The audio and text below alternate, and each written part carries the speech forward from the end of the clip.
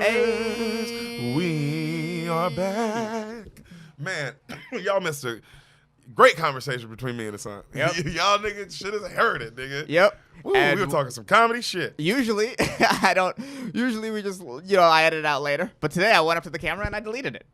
Because it was too bad. It was, yeah. And you're like, they say shit on the show. That's insane and wild. What did that delete from the camera? Oh, some stuff. Stuff that you have to delete sometimes. Yeah, yeah. Just so you know, to the Cincinnati Reds guy, I knew the mic was hot. Yeah. So if it did somehow get leaked, like if an FBI agent who's spying on you, somehow fucking dude and got all this shit, I can't be like, hey, Derek, you knew the mic was hot. Yeah, and you know what your co-host looks like. So yep, and the mic is hot, The mic is hot, and the FBI agents are on the block. On the block, nigga. Yeah. On the block, like Attack the Block. Previous episode. Go check it out with Mel Lockwood. Yeah. I really like that episode. It was a good. I listened to it yesterday, actually. It was amazing. It was really fun. Shout out to Matt Lockwood. You did a great job. Bump him on the telly. But yeah, fool. We were talking some good comedy shit, man. That was nice. Man, guys, stand-up comedy will survive. It will live on in the form of a good meme. Yeah. People are out there doing it. People are out there doing it. It'll come back. I can't wait. Yeah. And I was saying that to say I can't wait. Me and Hassan are going to take a little break because, life doesn't exist. Yeah. But don't think we're going nowhere. We're not taking a break from the podcast. You guys are still going to get episodes. Yeah. But as far as like stand up, you won't or what we're doing, you won't see. Yeah. We're officially, I think, getting out of the mindset of like, stand up is over. And this is not stand up is over. Stand up isn't happening where we are, and it's fucking terrible. And you can only get up once every couple months or once a month. If you find a place, or get booked out of town somehow. Yeah, and I think now we're finally being like, all right, this is what it is. It'll come back. I'm gonna go out of town. I'm gonna live my life, and I'm gonna get up when I can and figure it out. And then when I see when I can either it's coming back or it's not. Because if it doesn't come back, then it's like, I'm totally cool with like, all right, well, how do I figure out getting up in the new world? Right. But in the meantime, I'm not gonna stress myself. I'll cross that bridge when I get to it. Because right now, it's nothing I can do. Right. And then stress out about some shit I can't control, and that's retarded. It's like, what do they say? The insanity is to do some shit over and over again and respect a different result? Yes. That's like, you know what I'm saying? Yeah. So what am I sitting here waiting for? I can't get up, and I'm sitting here mad. Well, of course. I'm expecting you know what I mean? Like, I know, get out of here. Right, you're right. Get out of here, baby. You'll feel better. And then maybe you'll still get, like, it's like you still want to do stand-up, right, Derek? And it's like, yes, I still want to do stand-up. And it's like, well, you'll figure it out. You did it before. You got to do it multiple times. We had to figure it out. You just figure it out. It is crazy. Right. If you really want to do some shit, like you put your mind in some shit, you will figure it out.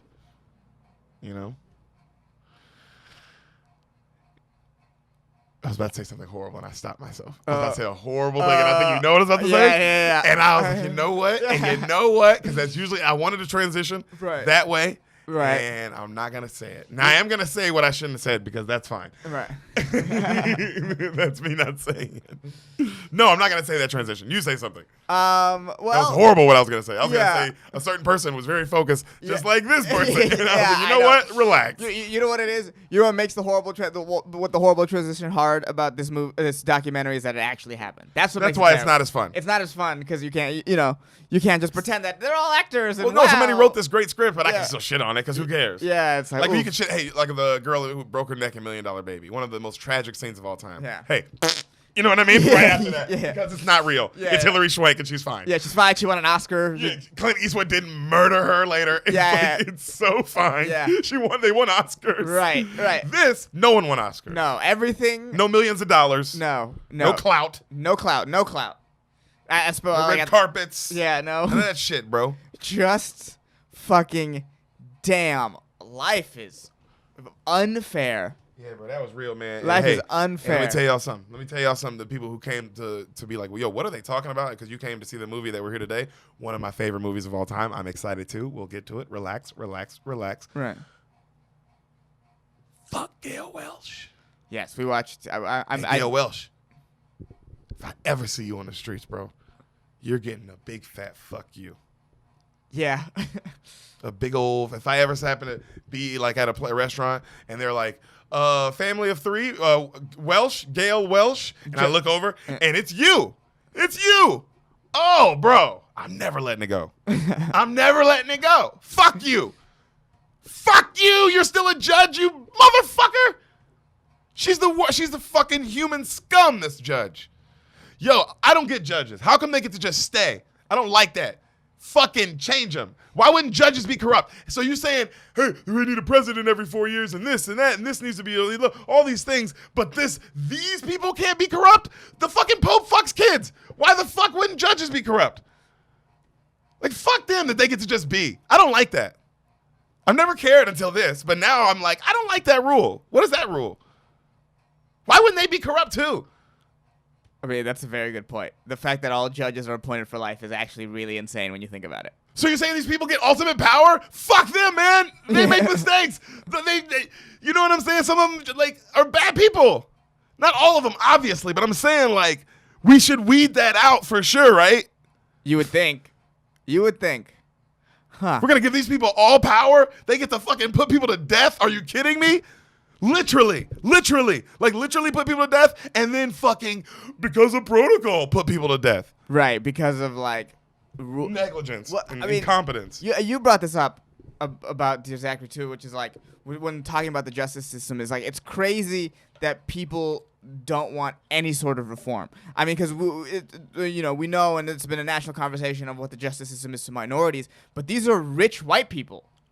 Yeah, these are rich white people. Engineer, doctors, everybody's engineers. Yeah, everybody's traveling to Europe in the summer. Are you fucking kidding me? Yeah, and it still fucks them over. There's something clearly wrong with the justice system if the people that it's rigged for get fucked over by it.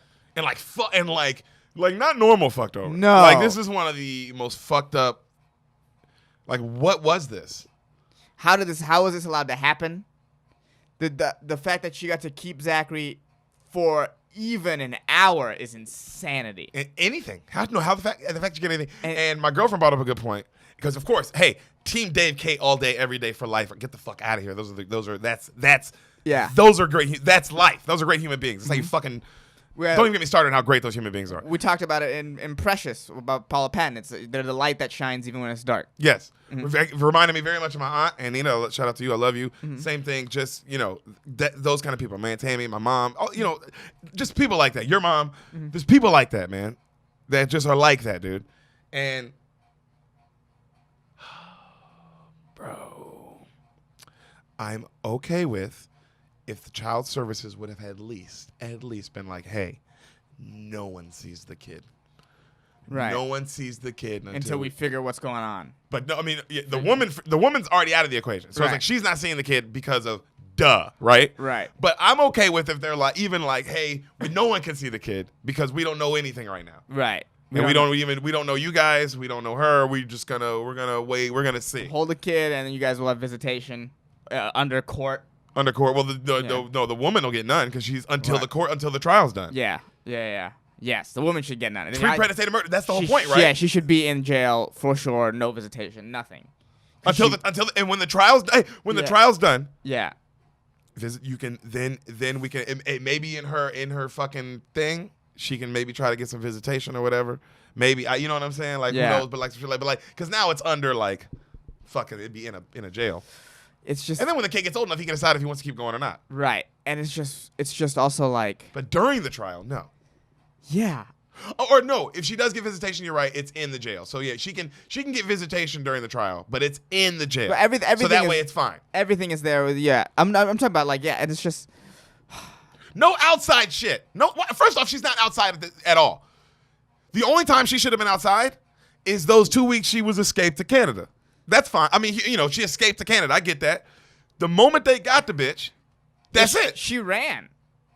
How did the Canadian government not even put that into consideration? She fucking ran. Here's the worst part about the Gail Welsh sentence, right? Is that fuck you, Gail. There's so many bad things. Like she's not violent, and she you want to lick her pussy. Right. That's why it was a big I want to lick her pussy, wasn't it? Yeah. She's not violent. She's not this. She's not that. She's a doctor. She's a doctor. She's a doctor. No, it's You fucking. Gail Welsh is Queen of the Karens.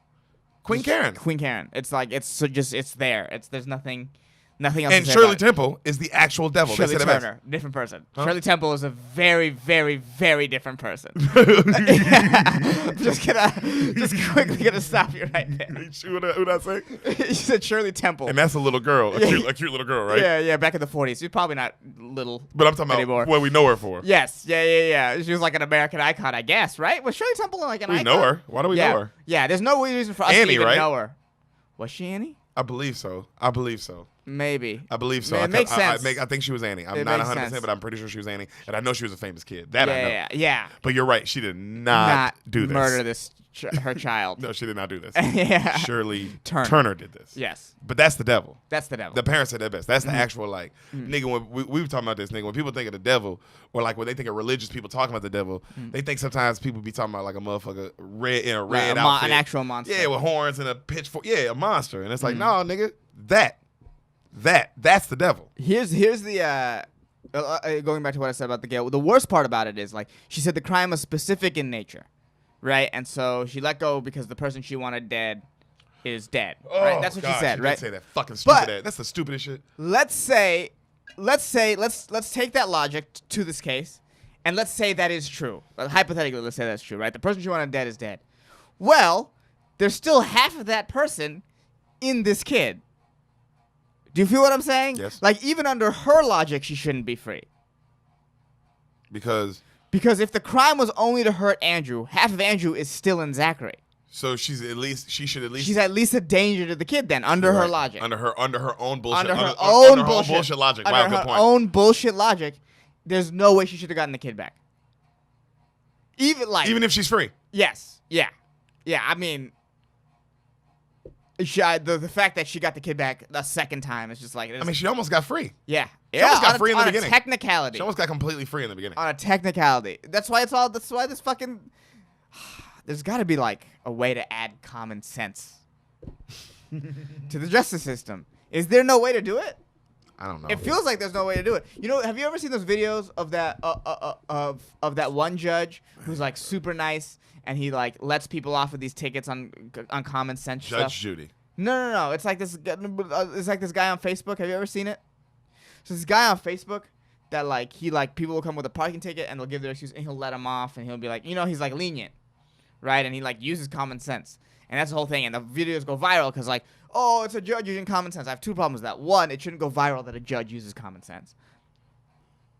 Unless it's a corrupt system, right? Right, unless it's a corrupt system. Right. And two, why the fuck does he have so many videos like that? This is weird. It's weird that guy is doing it for clout. Because it's not real. And that's why the cases are parking tickets and things like that. Because they're like, Yeah. hey, man, when it comes to murder, no common sense. Right. Just the law. Because that's what they want. And just the law is technicalities. Just the law is bullshit. And it's like, man, murder. We're talking about murder. We're not talking about like somebody like stole from money from a corporation and loopholes and this, that, and the third. And like, oh, they got off on a technicality. And like, man, Yeah. I don't give a shit. They got off. They did the crime. Whatever. They didn't hurt nobody. All right, whatever. I'm not saying they should have got off. But like, I can't. No. We should treat this differently. Right. She murdered somebody. So we should treat it differently. Until that's solved, we should treat that differently. Right. Because there's a dead fucking body. So until we figure that out, and then once we figure out, who did it? Oh, this woman that fled? Oh, okay. And we're Canada? Okay. Let's Man, Sam said it best. My girl said it best also, bro. This was some Canada versus America shit too when you watched it. You felt She it, said man. that, and I was like, that's the first time I've ever heard that, and it made sense. This was some like, she's Canadian. They're American. When they're they're coming American, over the border. oh, she killed somebody there. Like, you know what I mean? Fuck y'all, whoop de whoop. The judge is like on her side. Everybody's on her. The one judge who puts her away, gives her the fucking cheat code, goes like, hey, you're going to jail forever, but here's the cheat code to how to get out of jail. Like, what the fuck is that? The fuck is that? Yeah. Why are these judges allowed to do anything? I'm tired of Canadians having this better than that attitude. You guys fucking suck too. Canada. Oh, Canada. Yeah. Suck my dick. Yeah. You know what I'm saying? Oh, Yeah. Canada, my ass. Nigga, y'all ain't shit like everybody else. And that ain't no we better than, nigga. Y'all, it's just, hey, join the pile of shit. Yeah. Yours is just covered in snow. Yeah, bro. Yours is covered in snow and a fucking stupid ass accent. You know what I'm saying, niggas? So y'all niggas ain't special because y'all almost sound British. Y'all sound like a stupid British person to me. Y'all almost sound British. That's the nicest thing you could say about that dumb fucking accent. Man, I'm so mad at y'all in this joint, bro. Y'all fucking you deserve these words right now. Oh, right. Oh, bro, they deserve all the smoke. We never man. give Canada the words, and they're getting them. You never know. That's why it's like, bro, when you come to the beans, bro, you don't know who's going to get it. You can get these words, baby. You can get these words, dog. You can get them. You can get them. And then we talking about from anybody. Who have we not come at? No. And we only 100-something episodes in, nigga. We ain't even... Wait till we on episode 500 when we coming at Mars. Yeah, we're like... We're taking Mars down. Trinidad and Tobago, you pieces of shit. But, hey, you don't know what movie we'll be doing and what we'll be mad at. But what we are sure is that we're sure that people in Trinidad and Tobago are pieces of shit. Wait, no. Is it connected to Canada? No, it's not. But I'm not mad at them today. Not today. But today they survived. You just know. You're on watch. You on fucking nigga, the looky-loo eyes, bro. You know what I'm saying? I'm hitting you with the Ja Morant goggles, nigga, you know? But, man, this documentary was really good. First of all, let's talk about the way he made it. The personality of it. The way he made it was smooth, nigga. The way it's a really good documentary, man. The dude, the Andrew dude was love, fool. That nigga was like really like people love that dude, bro. You can tell it's like, oh, people loved this dude, man. Yeah, 6 best mans. That's insanity. Also, 6 best mans. That doesn't make any sense. That's right. crazy. That's amazing. Yeah. And then this nigga, everywhere he went, he had like mad friends, fool. Right. Like not just the family. The big family, of course. Big family. The mad friends, bro. That's why I was everywhere. Like, oh man, everywhere. Mad friends, bro. Homie had mad friends, fool. So it was just like, damn. He was just a regular dude, bro. I liked it. It was crazy. He was just a regular ass dude. Yeah, he just hung out. He chilled. He went to Europe, hung out with his cousin. My nigga just was getting some pussy. He fished. Fool. Yeah. He was just getting some pussy, fool. That shit sucked, bro. Because it's like, damn, bro. He didn't know he was fucking the devil, though. How would you know? Yeah, you don't know. You don't know when it's happening, bro.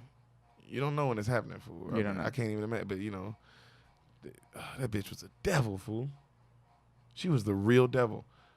She took that baby away just to fucking one last fuck you to the grandparents. Yeah, it was all about the grandparents. Because you chose, the baby just like Andrew didn't choose her. Right. Something else didn't choose her. Mm-hmm. You don't even care about your own kids. Them poor kids. Man, I feel bad for her other kids. Yeah, you just saw when you saw the picture of the other kid holding the baby, and you're like, oh fuck, his brother died. And all them niggas grown now, and and it's just like, man, they gotta see this documentary, fool. Right. You know what I'm saying? Man, bro, it's one of the last. That's your mom was tripping, bro. I don't know how. Man, there's a lot of how Dave didn't just one of them times they were sitting in them living room, bro. I'm watching this documentary and they sitting in that living room, dog, and man, I can't even imagine, bro, putting myself in the grandparents' shoes, having to sit there with that bitch in the living room and not kill her, and not just straight up be like, you know what, that's my motherfucking baby. That was my hey. That's why it's like, man, them two, bro, them two of them like real good people, fool. Them two are the real good people, bro. It's cool he made a documentary for them and he found out what it was really for. Right. Also, that's crazy. He like found himself. Right. He found out what it was. Because at first there is that sort of when you first don't know what's going on, there's that sort of gross feeling of like, is he just gonna show the kid this part of the documentary as well? It's so crazy because the moment I had that thought, of course, not knowing, but it's so funny how the moment you're like, oh. Yeah. The moment you're like, oh, this was needed. This was different. This was cathartic. This was for everybody. Yeah. This was for everybody involved with that. And the fact that at the end it was really about him, it's like, oh, okay, he finds some real truth in this movie. Oh man, he finds some real deal truth in this documentary. Sorry, he finds some real deal. He finds some real deal truth at the end. And real truth, real beauty, real everything. Mm-hmm. But it's just like. But like they said, bro, that's which makes me mad because it's like, oh, it's beauty and all those things at the end, and it is, and but it was avoidable. Avoidable. That's what I'm saying. That's what makes it like hard to like. Mm-hmm. It's avoidable though. It wasn't no motherfucking car accident, nigga. Right, but it wasn't no flat pop tire. It was some like, hey, the Canadian government consistently being like, let's kill this baby. Oh wait, these grandparents won't let us kill it. Well, god damn it. Give the baby to the woman, kill her again. Yeah, it's how many times do we have to be Canada and yell to give this kill her a baby. It's avoidable, but that is the nature of some tragedies, right? That's what makes them tragedies. This tragedy was different, man. I don't know. This tragedy is really bothersome because it's like the government, 100% too. Not like 60%, 80%, 90%. No, 100, and I'm gonna add another 20 to that. 120%. The government's fault. The government of Canada killed a child. Yeah. Yes, you They did, really government. did. Oh, They no, really oh, yes, you did. Yes, you did. They really you did. put the baby in the murderer's hands. Who else did it? No, you did. So who did it? And it's like, it feels a little more personal than a systematic thing because it was just one kid. It was personal. No. It This was very personal, personal. dog. Yeah, they singled that kid out. And they're like, we're killing this kid. Yeah, Gail, like you said, bro, Kate said that shit. She said right when Gail walked in, she was like, oh, doctor. Fuck you, bitch. Right. My son is dead. Fuck a doctor. Doctors are bad people too. Yeah, but you know what you get. She got a haircut. You know what you get when you see that haircut, man. And she's 40. When you see and that she's a haircut. mom and all these things, and you adding that shit up, and Yeah, you you're making. like, I gotta be on team girl on this one, and I gotta be like, she's doing Canadian. The best. There's all these little, Yeah. like, you know what I'm saying? And it's like, bro, it's a motherfucker. And then you kill Gail. You killed a baby, bro. How the fuck you still get to be a judge? I'm not saying that this woman needs to even be in jail, but she don't get to be a judge. Yeah, right. Clearly, She you're don't get not to be good a at judge. judging. Hey, homeboy ain't he deserved punishment too. The doctor Oh yeah. who gave her the shit, and he got fired. He don't get to be a doctor. He don't get to be a therapist no more. He don't get to be a doctor no more. He don't get that shit. Same. I'm not. He ain't in jail. He deserves that shit. But you know Right. what the truth is you can't really put him in jail for that shit. But he doesn't deserve to be a therapist and a doctor and give people pills and shit no more. Yeah, well, you're right. Why does the judge get to be a job that does that? You don't like when an NFL team drafts a quarterback. They're not like, well, this is your quarterback for life, regardless of how good they are at quarterbacking. She's Yep. terrible at judging. Or if they kill a baby, Yeah, or if they kill a baby, he's your quarterback. he's your quarterback. It's like what? I don't want him anymore. Doesn't matter. I don't want him anymore. If he Why? decides Well, that he's not your quarterback. Because he killed a baby. I don't want him anymore. Right. I want a better quarterback who doesn't kill, who makes better decisions. Yeah. Or a worse thrower who doesn't kill babies. That's what I'm saying. Yeah, Yeah, just- You just, Just give me a judge who maybe his fucking credentials aren't as good as Gail Welch's, but he makes better fucking decisions that don't kill babies. You know what I'm saying? Figure out justice systems. What are you doing? Oh, that's that. What are we asking? Yeah, you know. We're asking. We're throwing our hands up to nothing there. Right. But that's also what's fun about this is you find out, oh, the justice system ain't shit nowhere. No. And there's some fairness to that, I guess. Yeah. I guess the fairness in the world is that it is completely unfair. Yes. Yes. It's the only fairness That's the only fairness in this world. that it is. Just wildly unfair. For everybody. For everybody. All the time. For everybody all the time. For everyone all the time. For everyone all the time, always. Yeah, it's unfair. It's unfair. And that's the lesson you get from Dear Zachary, guys. We'll see you. But I will say this: if Shirley Turner was black or brown or any color, no, black no. especially, black woman, but any color but white, she'd have been in jail, and that baby situation would have never happened either. Right. She was white. Mhm. Please believe Oh, absolutely. she was white. That ain't no person of color getting away with that shit. That person of color is going to jail in Iowa. Oh, yeah. Remember when she No bail. kills him and Yeah, she goes yeah. to Iowa? No, she's going to jail. No, she's stuck in Iowa, and that's it. And then she goes to prison for life in America. Yeah. Just like that. Right. That's what happens to a person. And doctor too. I'm talking about a doctor, a black woman doctor, brown woman doctor. Fuck them. They are going to. Well, I mean, Yeah. they murdered a person. I'm not. Yeah. No, I'm not No, on the team. I'm saying that's where the But- justice, but the I'm just justice saying- system would be like, fuck them immediately. Yeah, because that's how Whereas racist they with are. this one, they were like, well, let's make sure and check every lead and yada, yada, yada. All murderers should go down. But I'm just proving the point that Yeah. this also, that's how racist everything is. That if this person was black or brown, then if Dr. Shirley would have been black or brown, then Zachary would still be alive. Because that person would have been in jail and would have never got custody, period, anyway. Yep. In Iowa, like you said, they'd have got her in Iowa. They would have found some way to keep her while they were checking everything out.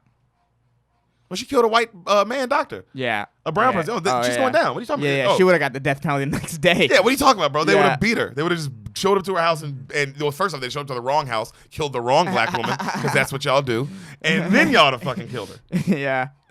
Fucking arrest the cops and kill Breonna Taylor. You know what I'm saying? Oh, Jesus. I know this comes out later, but I don't trust at all Oh, that yeah. they haven't done it yet. Yeah, you know what's crazy? Yeah, I mean, Arrest those fucking guys too. Yeah. What is this bullshit? What is this game we're playing?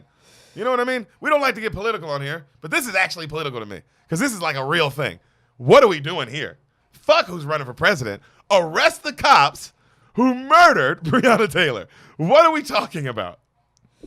but Derek, What? What, Bob? you can't expect them. Look, if What, you Bubba? kill a woman sleeping Oh, God. What? in a house, Uh-huh. that's Where a boyfriend jumps up to protect her. that's miles away from the actual house you're supposed to go to. Uh-huh. That's close enough. It's close enough. Close enough. It's close enough. Couple houses down. Yeah, it's close. No, a couple miles. They're a couple miles away. Okay. Yeah, they're close enough though. How did they even pick that house? It's not even the same street of the ward they're executing. How the fuck did they figure that one out? There must have been some other shit going on for sure. That might have been a hit. Man, I don't know That what that feels is, like man. that feels like a hit. Fucking no, because they'd have killed the dude. Mm, They would have killed the dude. that's true. Why would they leave the dude alive? That's a good point. That's a good point. Because it's like you're leaving him to tell his whole story. He gets to tell his whole side of the story, and it's like you would think whoever organized that hit would be like, "Hey, that was a loose end, fellas." Yeah. You know what I mean? Like, my nigga, you know that shit is fucking crazy. That shit was. That's what makes it worse, fool. Right. Is it was an accident. Oh God. You see what and that's what I'm saying? Because God. then you're like, it makes you almost madder. You're like, how? How? How the fuck? How? But then it's just like this. And because you know what they're gonna tell you? Oh, well, we went through the proper protocol. That's what they're gonna say. Yeah. That's what they're gonna say. Yeah. That's what they always say. The right channels were followed. That's what the health minister said. The right channels were followed. Oh, were they? Yeah. I mean, if the right channel is that this baby gets murdered, maybe you shouldn't say that so confidently. Because basically, what every single person who's not all the people on that side's fault, who's not dealing with Zachary, not motherfucking doing an interview. You're saying, and you saying you know the proper protocols was followed. You're saying, the baby was gonna die no matter what. Yeah. Like, hey, there's nothing. We Whether could we do follow proper protocol or not, Nothing we could do. there was nothing we could. This baby was just gonna die, and it's like, what the fuck does that mean? Yeah. What are you talking about? That's the craziest. I compared it to a sign because we did this movie already. Go rewatch this episode, Man on Fire. But it's everyone in the movie keeps saying when they say it's on, I'm a professional. I'm a professional. I'm a professional. I'm a They're talking professional. I'm a about professional. child kidnapping here. Right. A child kidnapping ring. But to them, they're just saying I'm a professional. Literally the same thing as I'm just following protocol. Mm-hmm. What's the difference? You're a professional. Mm-hmm. You're just saying like, oh, this is my job. This is hey, whoa, hey, Yeah. hey, don't come at me about no fucking ins. Yeah. No. This is the. I mean, I guess this is the same structure that it's the same sort of structure that any sort of big scandal like this or any sort of like big systematic problem. This is the same structure that the Vatican uses to cover up the child molester. We'll just shuffle them around. Yeah. It's like the when you are part of a system like that, you can just avoid responsibility for things. Yes. It's fucking crazy. Arrest those cops. Yeah. Fucking get that done. And shout out to Kate and David. Shout out to Kate and David, man. And the guy who made this documentary. Yeah. Good job. Kurt. Good for you. Good job, Kurt. All right. Later. R.I.P. Andrew. All right, R.I.P. and Zach. R.I.P. Zach.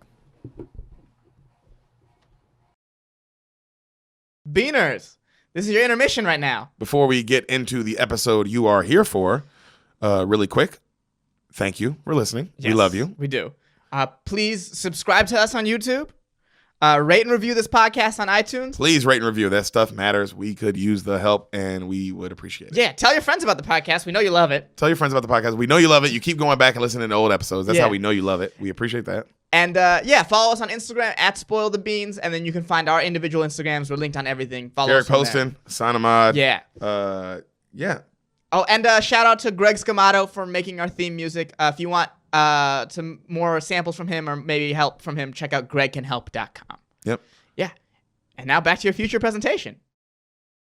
We talking basketball.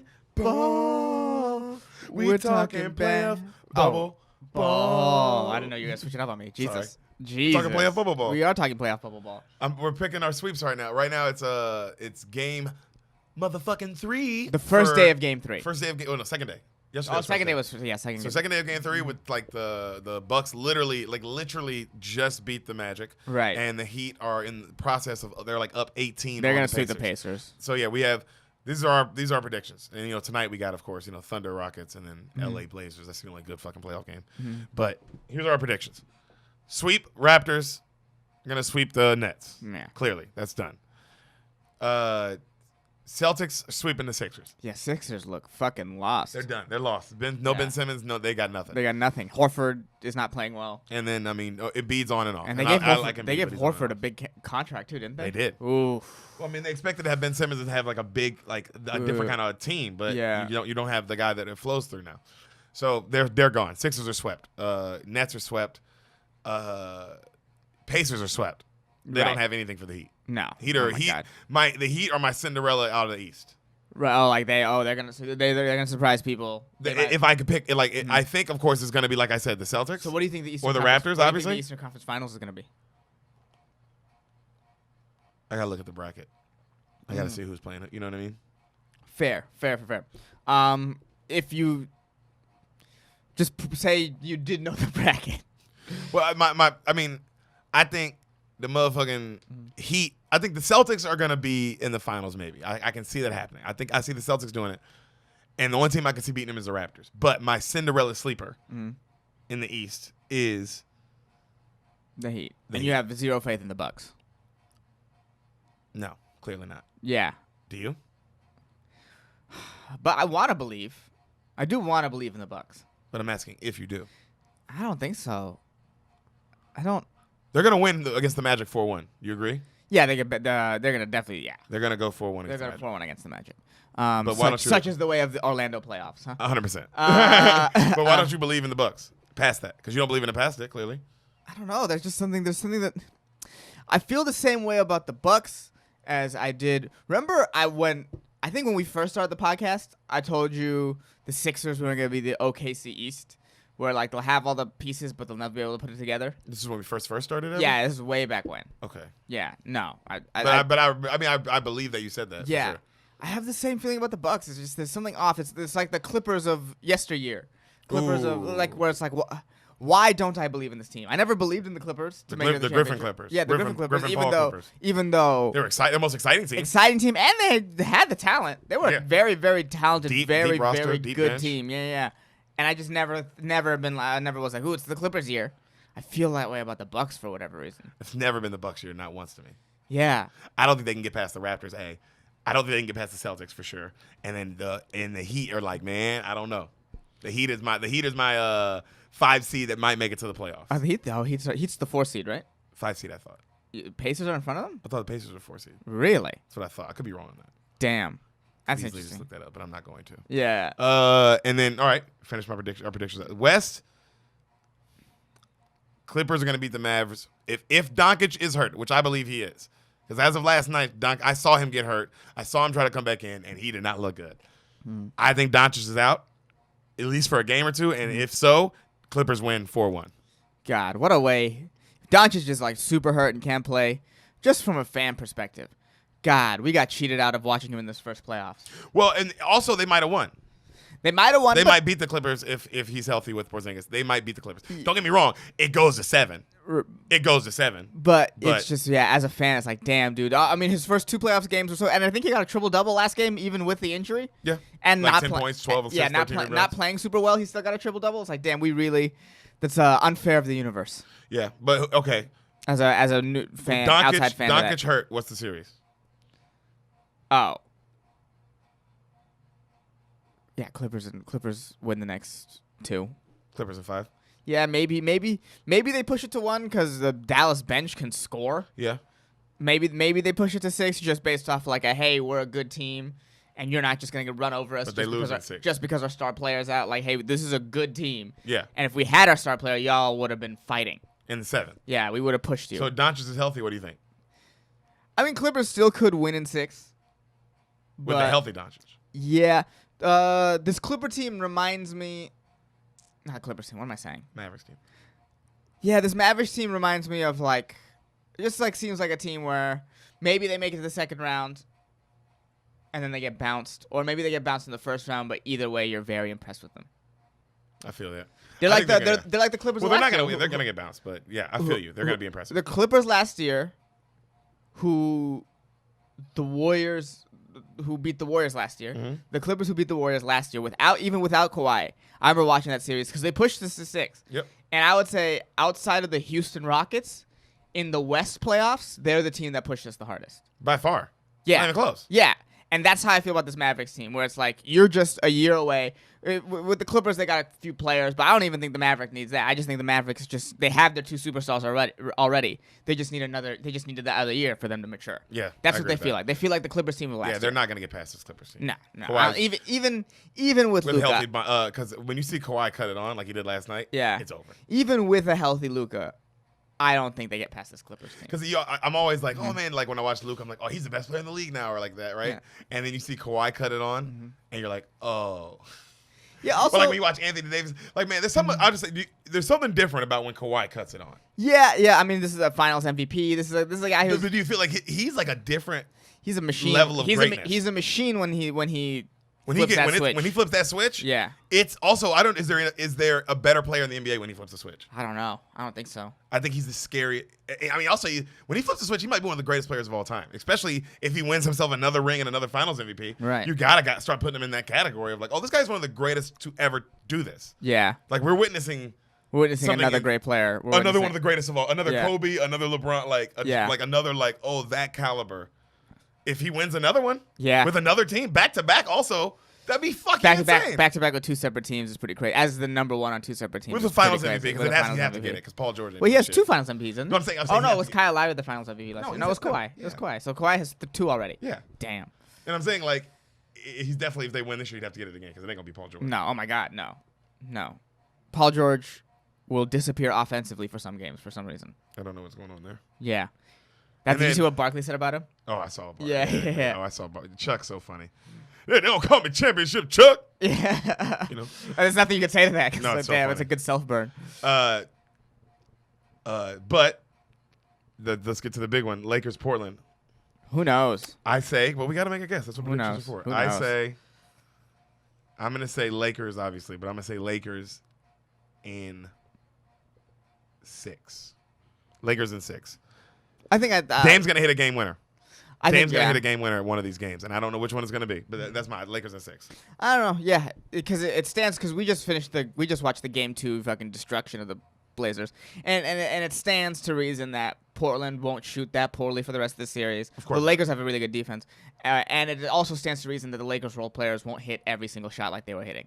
Unless they do it, which they do one game, and it's going to be a great game, and that's the game Dame's going to hit a game winner. Yeah. One of the games, they're both going to be hitting like crazy, and it's going to be crazy close. And Dame's gonna hit a game winner. Yes. From like half court. Yeah, and then ultimately lose the series. Yes. Which would be very Portland. Yes. Dame. This is Portland's this entire run with Dame starting with like the LaMarcus Aldridge teams. This is the Portland. They have an iconic moment in the playoffs, but they get bounced. Literally the next round after the iconic moment, they get bounced. Yep. So I don't think they're gonna. I think they're gonna have an iconic moment, but then they're gonna get bounced in the round they have the iconic moment. This one, they're gonna get bounced with the Lakers. So you didn't say your prediction. What's your series? You know what? Just because I still believe, and I want to believe, and I'm gonna will it to happen. I'll say Blazers in 7. Ooh, wow, anti-Kobe, huh? Yep. Simply because Kobe died this year. That's the only reason why I'm choosing the Blazers. It has nothing to do with any of the basketball. It has to do with the fact that I'm mad at Kobe for dying. Something's wrong with you. He's a bad boy, Beaners, and I'm sorry. Bad boy, what you gonna do? What you gonna do when he predicts you to lose? Bad boy, what you gonna do? God damn it! You're a fuck. Witty, baby. You're not witty. Witty. You're not. Stop it. That is wit. I will fucking Wit. bite you. You stop it. Hassan? Wit power. You're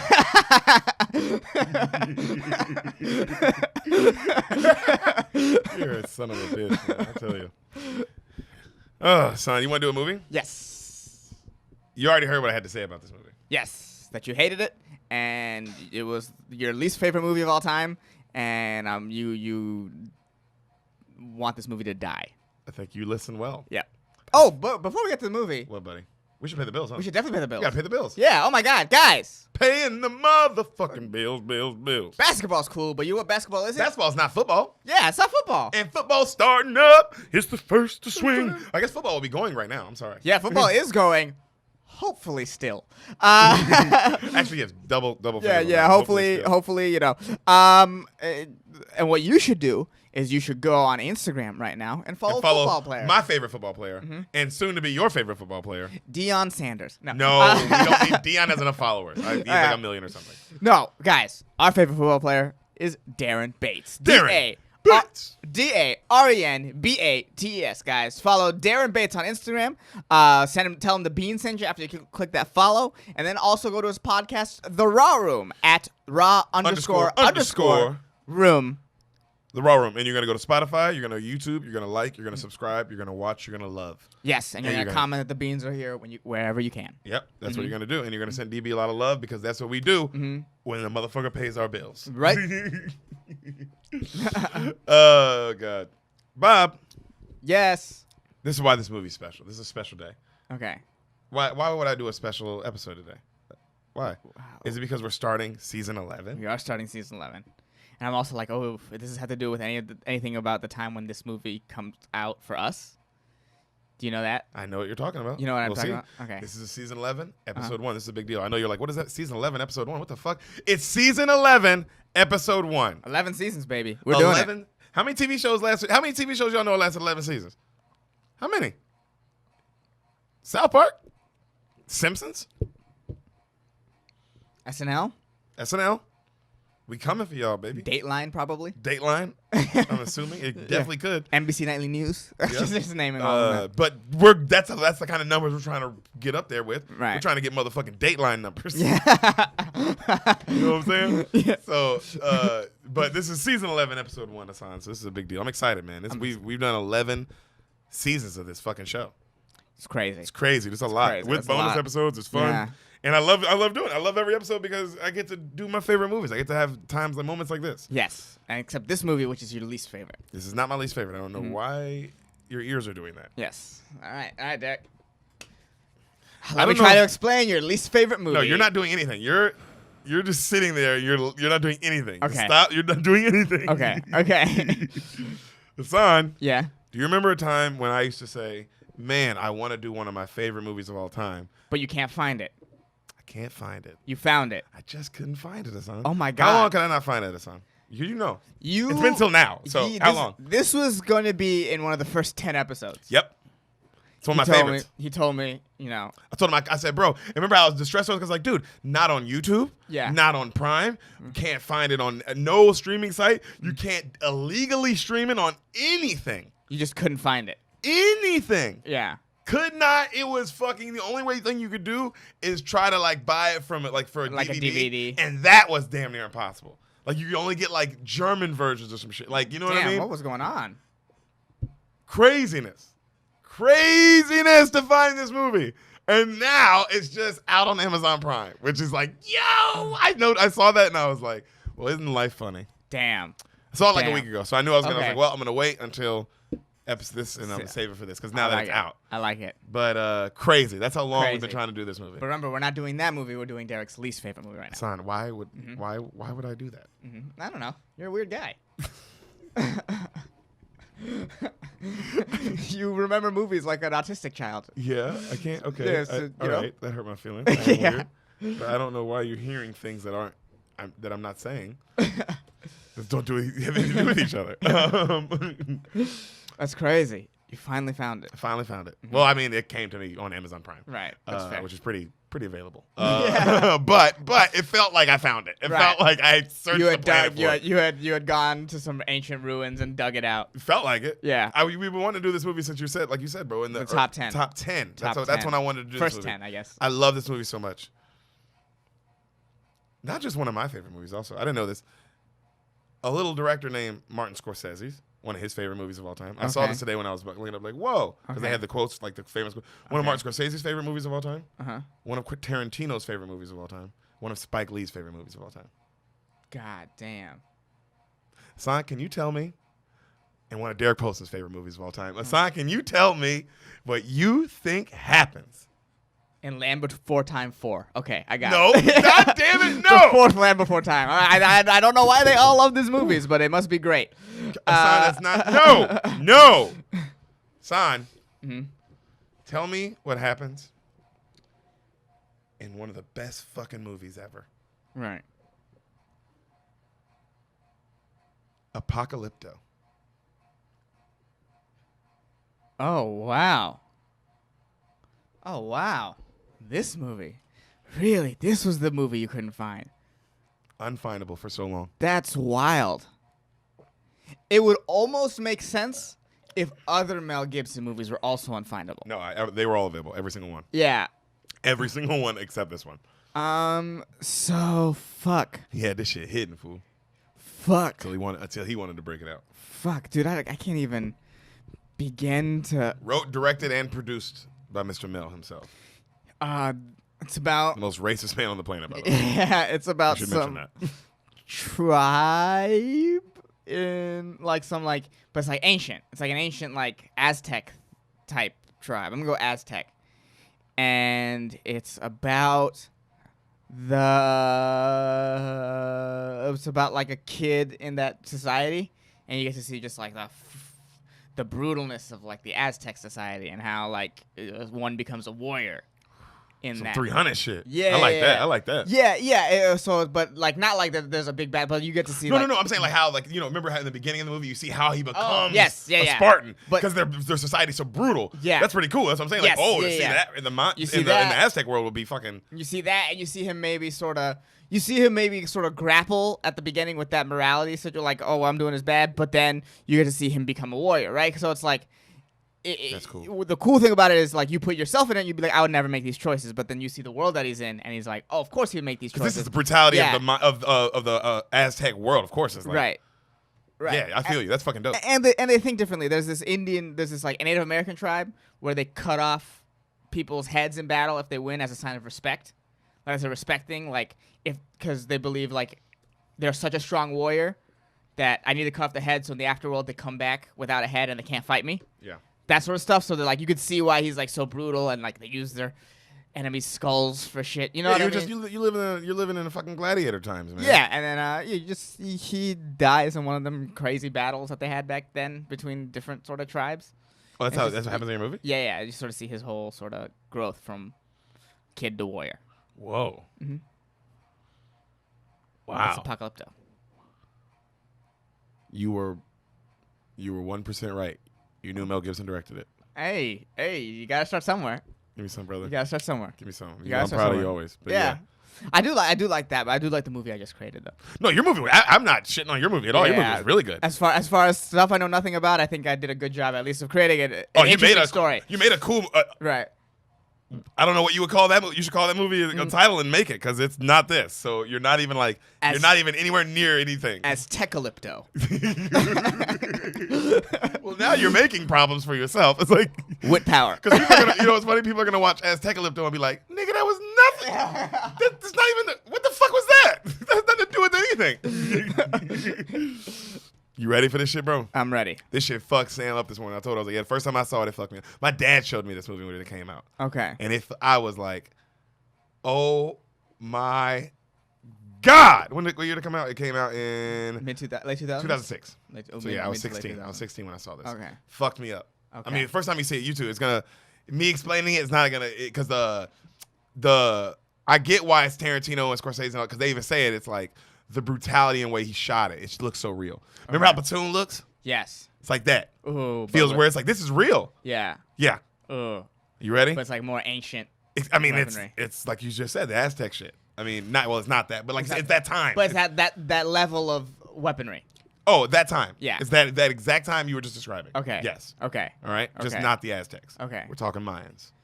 Ooh. Okay. You ready? But I was in the right frame of the No, world. you were All in the, you were, you know what I'm saying? But Okay. this, So, movie starts. Mm-hmm. A great civilization. This is what you see the words. Quote, is not conquered from without until it has destroyed itself from within. Oof. W. Durant. Oof. Kevin Durant's mom. Ooh. Oh yeah, her name is Wanda, isn't it? Yeah. Jesus, look at her. Look at her. Yeah, I know. Yeah, So I know, funny. I know. No, but that's so funny. Like, whoa. Wouldn't he have been like in high school at the time? Yeah. He really, she really was Actually, doing no, a lot of things. 2006? Well, he's in Texas probably. 2006, I think that's the first. Isn't that the, Was that his first? Because he only had the 1 year at Texas. isn't that the first year he was with the Sonics? Might have been. Might have been. Because I remember right when I said this. Actually, that was right around his either 1 year with the Texas or his first year with the. Yeah, I think it was his first year with the Was Sonics. in Seattle, yeah. So His only year with the Sonics. yeah, we see a jungle, right? Right. And you hear just like straight up just jungle noises. Slow zoom on the jungle. You see a guy run, like just a dude run by. Just still a slow zoom. Okay. All right. Then out of nowhere, you see a motherfucking pig-looking thing, Mm-hmm. kind of run up like a boar almost, you know, Right. running through the jungle, right? And we see a young dude kind of jump out of a tree, and they all got like just like thongs on. You know what I'm saying? Like Right. they look like fucking they went Right. the full thing. Mm-hmm. Also, there's no he went and got just straight up people from there. Okay. Like, so that's what makes the movie also feel like Very, very real. very, very real. You don't. Okay. There's no act. You're not gonna recognize anybody. Okay, You know what I'm saying? There's that's no a good. actors That's a in good it. idea. Yeah. Oh yeah. When you're gonna do something like this, make Yeah. it feel real. Yeah. So Or you can make every Asian Scarlett Johansson. and Michelle Pfeiffer. Yeah. Yeah. Everyone's either Scarlett Johansson or Michelle Pfeiffer. One feels real, but the other I can definitely jerk off to. No, one feels real and scares you forever, and then one's just a good old jerk off time. Yeah. One's just Ocean's 8. Is what I think we're describing. Ocean's 8, jerk off time. That's what it was called. Yeah. Was it not? You saw it. Was that not what it was? Oh man, I really love that movie. I really love We it. don't need a man except a little Asian man. Yeah, we don't They're need a not man. men. We don't need a man except this Asian guy who literally does everything. Yep, but they don't consider Asian men men. Another demasculization of the Asian man. Yeah. I'm woke as fuck. Yeah. I don't know how to argue with Asian woke Derek. Oh, dude, I'm all about Yeah. Asian wokeness. Yeah, because I don't like the wokeness, but I do like that you're on our side. So I don't know. I'm against the wokeness, but I like that you're on our team. Yeah. So we see other dudes chasing them, right, and they're running fast as hell through this jungle, right, and they're having like they're trying to force the pig into this like certain traps Right. as they're chasing it, and it's kind of dodging, it's a fucking pig looking thing, right, and you see finally like they get it, they angle it into this dope ass like Rambo kind of trap where it like Okay. sets off a wire and then like some spikes go whew, and like kill it. Okay. You know what I mean? Right. And he's like, and then we see our lead, this young motherfucking looking dude, right, run up and he cuts his throat, right? So the whole movie they speak in another language. Right. You kind of Yeah, already yeah, knew it's that. Passion of the Christ Yeah, it's all that way. subtitles. Yeah, exactly. Yeah. Do they speak it? They speak like an ancient Mayan language. Oh yeah. Okay. So you don't know anything they're saying. Okay. But it does look cool. I will say that. Like Well, the it way they keeps it look is real. cool as shit. It keeps it real. Keeps it real. So, they're like, ooh, la, and they're fucking handing the lead. You see our lead handing out parts of the pigs Right. to the homies. Right. That were on the hunt with him. And like they ain't like the heart, you know what I'm saying? Like different organs and shit. Right. And he gives one guy the balls. And the guy's like, oh, how come I get the balls? And he's like, it's going to give you children. And he's like, okay, because he knows he's trying to have kids. Right. And so but you see all of his friends when he say that they're like this. Also, it looks real because all their teeth are really fucked. Like, Right. it's like, whoa, bro, this shit looks real as shit. Okay. Like, oh, fuck. And you see the dude eat the balls, right? And then he throws up because it's, of course, disgusting. And then they all laugh. Right. And they make fun. And the dude, he's like a big kind of oaf-looking dude. But he's a big boy. Right. Right? So he's the boy that they pick on. Yeah, right? Yeah. And then they kind of like, he goes to fight him and they all kind of laugh. But Right. he's a big guy, right? Right. But they're all grown men. Don't get me wrong. They're all grown men. So you see the king of this tribe, right? He pulls the big boy to the side and he gives him this special powder for babies. And you rub it on your balls right before sex. And it'll finally give you the help to have babies. And he's like, thank you, chief, right? So cut to the boys. They're all cutting up the meat and they're laughing. And they're just hanging out like they're they're kneeling down. Like, you know what I'm saying? They're cutting the meat. And our lead notices something. And he turns and he looks and he's looking at the jungle, right? And then everybody else stops laughing, obviously. And then they turn and they look. That's what I love too, because it's set straight like Right. Okay. that instinct shit where it's just like, what's up? Something up. Okay. What's up? Yeah. And then you see nothing, right? And then the lead yells, Ola batna, right? And it's like, what do you want? You see nothing though. And they all get up now and they all kind of like grab their weapons. Right. Ola batna. Like, what do you want? Right? And then right then, the elder like the chief steps out, right? And he goes, "Hola mana," and it's like, "I am Flint Sky." That's his name. Okay. Hunted these parts my whole life. This is my son, and he grabs the lead, Jaguar Paw. Okay. Jaguar Paw is the lead. Okay. So when I say Jaguar, that's what I'm talking about. Okay. It's Rick and Morty. Jaguar. Yeah, Oh yeah. This dude's Jaguar. Okay. So you go. Also, he has hunted this jungle with me, and he will hunt it with his son after me, right? And they're just staring, and you see nothing, right? And then right then you see the other guy kind of come out. You see like a dude pop his head out, this skinny looking dude, right? And then a couple other dudes pop their heads out, and they're like another tribe, right? And they look all scared, and they just like put out some fish. They offer out a bunch of fish, right? And they look all nervous. And so our boys look at each other, and they have a bunch of meat. So they lay down some meat like a trade, right? And then they're like, no trade, just safe passage. Okay. And so of course they're like, okay, and then like, the chief is like, okay, why are they leaving? What are they leaving? The from? chief makes that face, but he goes like, hey, they didn't, not my. Just go. Right? You can have safe passage.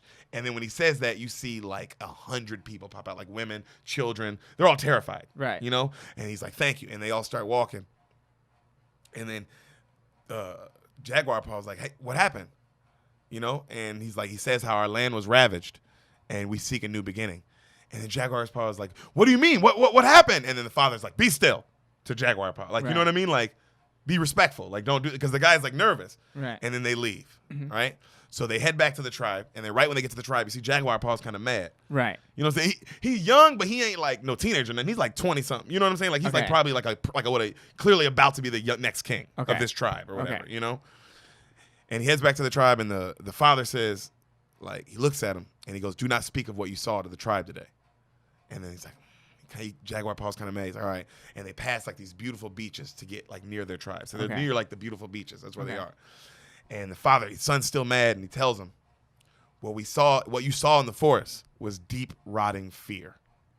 Fear is a sickness, son. It will crawl in the soul of anyone who engages it. I did not raise you to live with fear, so do not bring it into our village. Fuck, that's some deep. That's why he said, he said, if you ask, because this was like, oh, don't ask questions, because nigga, if you ask questions, you're gonna get scared. You're gonna tell somebody here. Now they're all scared, and now I'm dealing. And it's like we don't survive that way. Okay. Also, the world we live in is like we can't. That's such a different mindset. We can't. There's no fear. We can't. It's a sickness. We live in a jungle. If we let fear get in the village, it'll fuck up the village. Damn. And the son's like, you're right. Like he understands. Wild.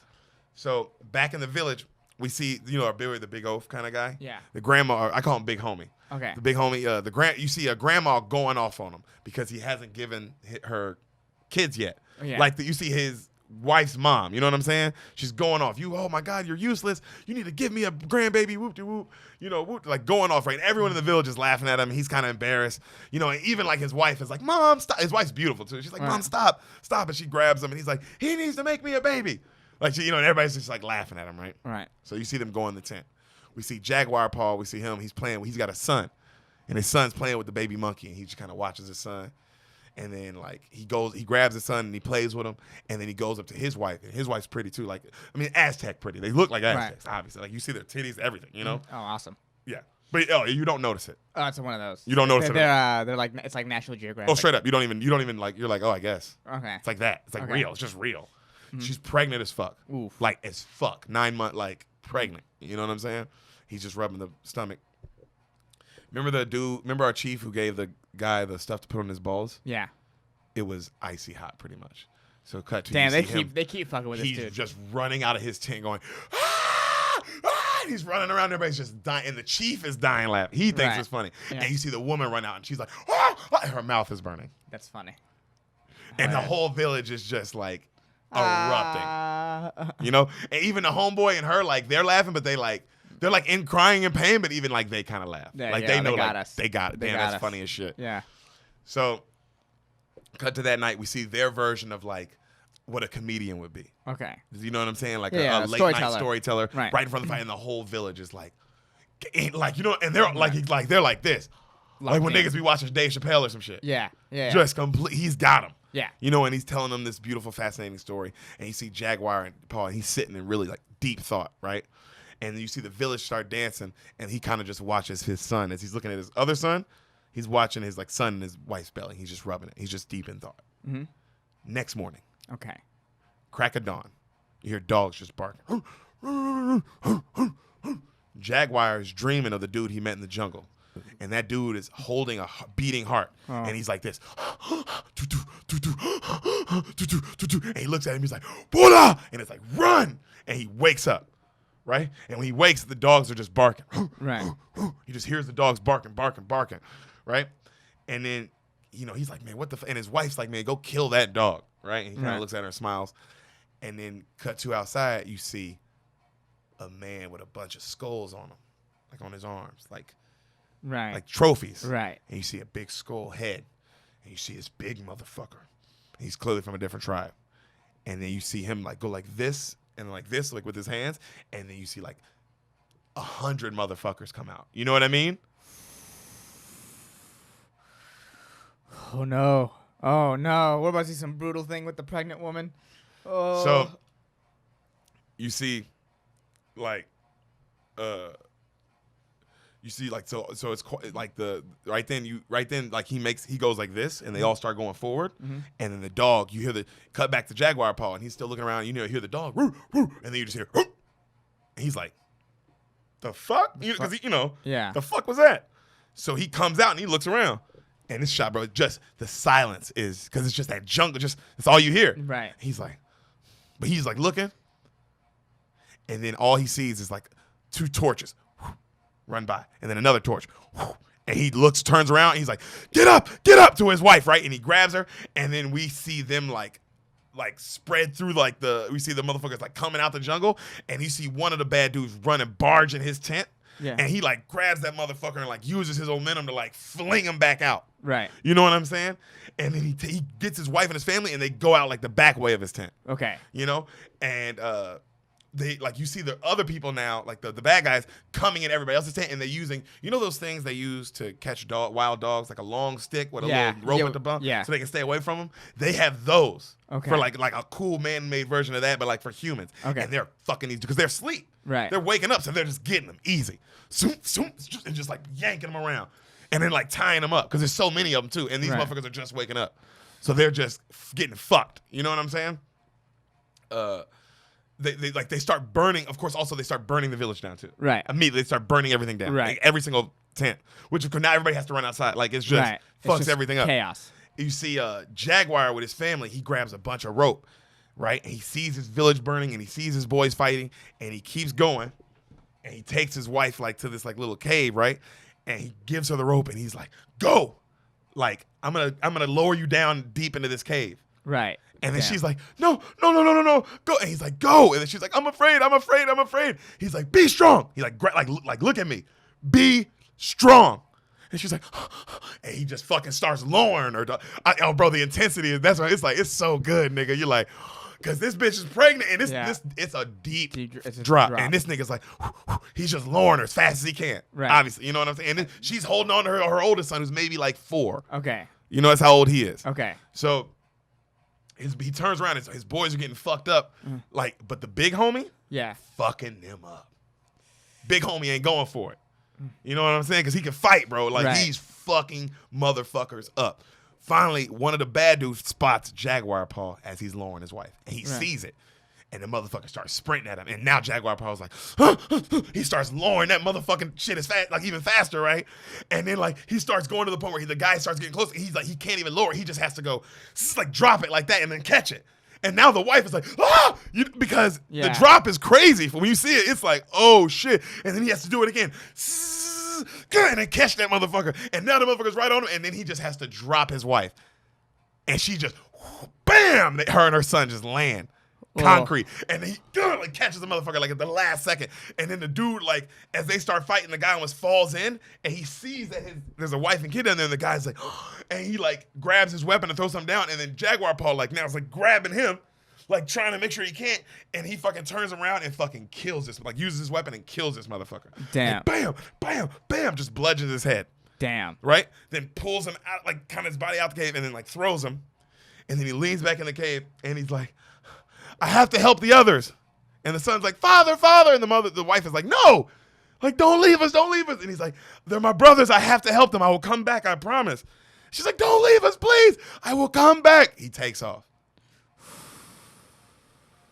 So in the village, you see men watching their kids, like watching women getting tied up and shit. They're burning people, bro. They burn them motherfuckers alive. Damn. They doing fucking dark. I mean, it's fucking crazy what they doing to these people, bro. Big Boy's still fucking them up. They ain't got nothing for them. They have to eventually gather around them and throw a net on them. Okay. And then they get them down and start beating the shit out of them. Okay. Like it takes like that though. To beat the big boy. Oh yeah, I mean, he ain't. I mean, you know what I'm saying? These niggas is like warriors, fool. You know. So he has skulls of people around his head. He's in a different mindset. No, the dude with the skulls around his head is the main villain. Oh yeah, you're talking about the big boy. No, he's a big boy too, but I'm talking about our big boy, the big oaf. The one who's trying to. He's fucking baby. niggas up. Okay. You know what I'm saying? They have to net him to get him that. Like I was just letting you know, like, okay, like this nigga's just he a bad motherfucker too. Okay. You know what I'm saying? Like, like this is a strong dude, even though they make joke with him or something. He ain't no weak pussy, is what I'm saying. Right. So you see his dad, like you see Jaguar Paw run up to his dad, right? And this other badass warrior who's the guy with the skulls number 2. Okay. Because we see him the whole movie. He's his number 2. And he's a badass warrior too, right? And he's about to kill Jaguar Paw's dad, and Jaguar Paw tackles him. Bam! And then Jaguar Paw headbutts him, bop, and starts fucking him up. And then the dude takes out his knife and tries to stab him. Jaguar's stops it and like turns it, and he's about to kill him. And the guy's like, and right when he's about to kill him, the big skull warrior guy saves his number 2. Okay. Like grabs Jaguar Paw and puts him like in a chokehold, and like right when he does that, of course the number 2 guy wants to kill him. He's about to kill Jaguar Paw, and the Skull King goes, no, save him. And he's so mad. Obviously, he's like, fuck, like because he wanted to kill him so bad, right? Because he almost killed him. Yeah. And he's just he's in Jaguar Paw's face, looking at him, and Jaguar Paw's like down, getting tied up, and then Jaguar Paw, he looks at his dad and he goes, sorry, father. And the number 2 hears this and smiles, and then looks at his dad, right? And the Jaguar Paw's like realizes like, oh shit. And then they lift him up, and then right in front of Jaguar, they lift up Jaguar Paw's dad, and he's like, my son, don't be afraid. Just slow, and like he does it while he's staring at Jaguar Paw. Just slices his throat. So intense. This is so intense. This is ridiculously intense. This is how the movie starts. Yeah, I know. This is so fucking intense. What the fuck? A roller coaster ride. It never stops. Jesus Christ. Foot is on the gas this whole movie. Good Lord. 2-hour movie, it doesn't end, bro. It's like, nigga, just start it ends. COVID really isn't that bad, huh? Not compared to this. Yeah. Jesus Christ. People aren't slicing your dad's throat in front of you. Yeah. On an ambush in the morning. You know what I mean? Yeah, I've never once been worried about my whole city being ambushed from the outside. Jesus. Yeah. Yo, in the crack of dawn. You're like, you're sleeping still. Oh, Jesus. So, the number 2 dude, he gets in Jaguar's face, and he calls him, you're like, Polaka. And it says almost. Polish man. Uh-huh. Yeah. Almost. Mm-hmm. And he goes, that's what I'm going to call you. Almost. And he knocks him out. Bam! Right? So now Jaguar is out. Yeah. So cut to Jaguar Paw. He wakes up. He's bleeding out his head. He wakes up, and he's bound and he's tied. And like they're tying his whole tribe up like individually to these long bamboo sticks. Right. So it'd be like 5 of them to a bamboo stick. Does that make sense? Okay. So it's like they're long stick, and then they're all like tied up like this with their necks, and they're like this, and their feet are all like this. So they can walk. But they have to walk together, and they're all, you see what I'm saying? Yeah, okay. They're kind of stuck. So you see their village just in smoke, people screaming. Big Boy is screaming. Bada! Bada! And just crying, Bada! Bada! And it's just cowards. And he's watching these niggas rape his wife. Oh. Of course they were going to do that. This scene is bruh. Right? And then she gets away at one point because she's fighting him, and she almost gets away, and then somebody grabs her by the hair and just bam! Damn. And then they take her off where you can't see her now, and he's just like, ah! Ah! Like, obvious. You know what I mean? Jesus. Like, I mean, you feel it because it's like, oh, this is like a husband reacting, dude. Right. And there's nothing he can do. Just bound like this, tied up like this, and he's just watching. So they're only tying up the women and the men to the bamboo sticks. Mm-hmm. They leave all the children. Just leave them. Leave them. Damn. That's how brutal this shit is. That's another level of. It adds a little layer to it, don't it? Yeah. You see it. Yeah. They're not even like acknowledging. Not killing nothing. They'll die. Right. You know they'll die. Right. What does it matter? Some like Mongol shit. This is nuts. Yep. So nuts. A bad guy notices like the rope that's on. He notices the jaguar part looking at the cave, and he walks over. He notices a rope on that bitch. Mm-hmm. He's like, "What the fuck?" And he looks down, and Jaguar Paul's like panicking now, like he's trying, like he's looking, but he's like trying not to, like he's just, you know. And the dude looks down, he don't see nothing because the wife and the baby are hiding, like like this.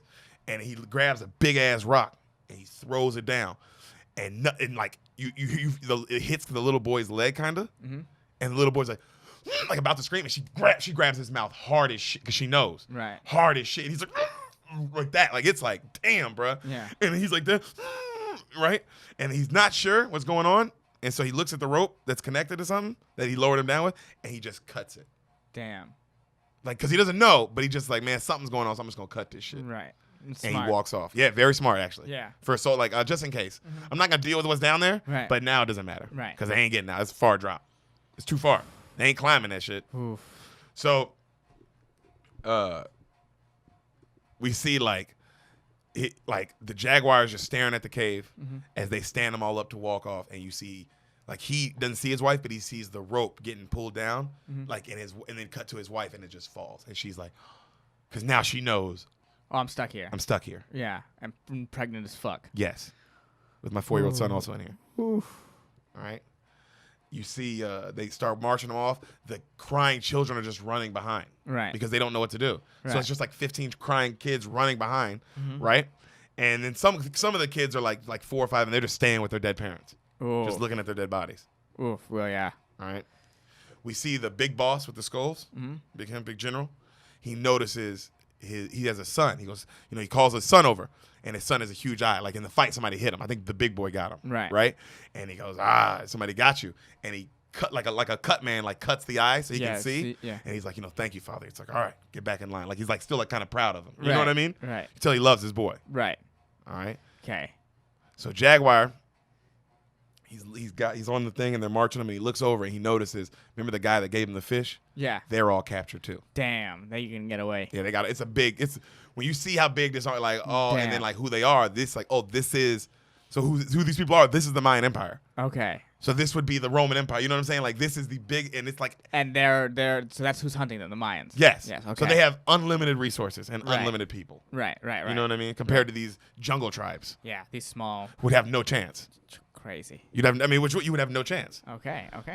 So, and that like to think about, like. Yeah. This is interesting. So we get to see like a downfall of the Mayan civilization. That's what this movie's about. I like that. What did the beginning quote say? You remember? Within the civilization doesn't get destroyed from without or from within, something along those lines. Whatever Wanda Durant said. Yeah. So okay. So.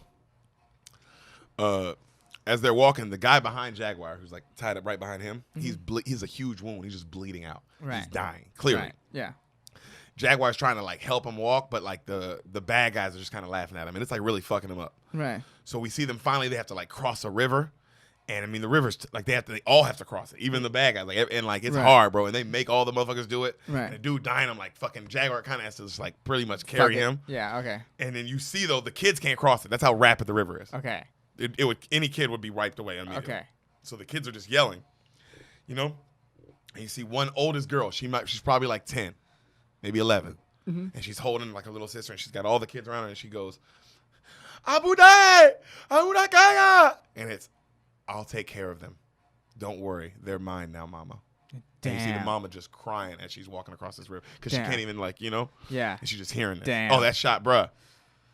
It fucked me up. I was like, damn, I forgot about that scene. Well, talk about growing up ridiculously fast. And she knew it, like she had to decide right then. She knew what it was. Yeah. She's like, well, I'm the mother of this tribe now.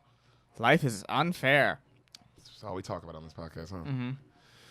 Sometimes it's fair. Go watch the Airbud episode. Yeah. That is that episode where it's very fair. Yeah, the most fair. You let the dog decide, always. Always, dude. Always. They do not in this movie. Yeah. So we see cut to our boy back in the cave, the little young son. Right. And his legs fucked up from that rock, remember? Yeah. So the mom has to do this really cool, like, it's really cool too, like surgery on him pretty much. Yeah. With these ant heads. Yeah. Like that bite. And she like would pinch the head, like she holds it to his skin and it pinches it. And then the ant will go like clamp down. He's like, and she uses it and then she rips it off. So the ants. And it's like stitches. It's like stitches. Okay. It's fucking dope, bro. God. People, I heard this on a podcast before. Because they were talking about how did Egypt build the pyramids? They're so primitive.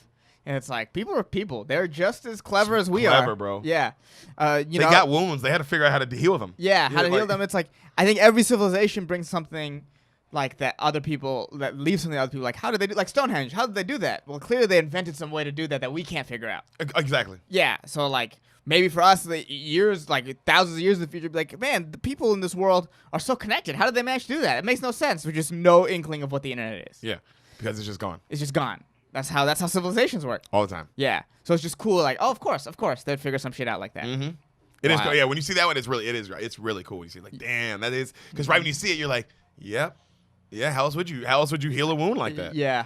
You're like, or like something that's like healable, but you gotta close it. Yeah. You know. That's pretty awesome. So, cut to our people. They're now walking, our crew, and they're walking past like this mountain pass, and they almost fall off.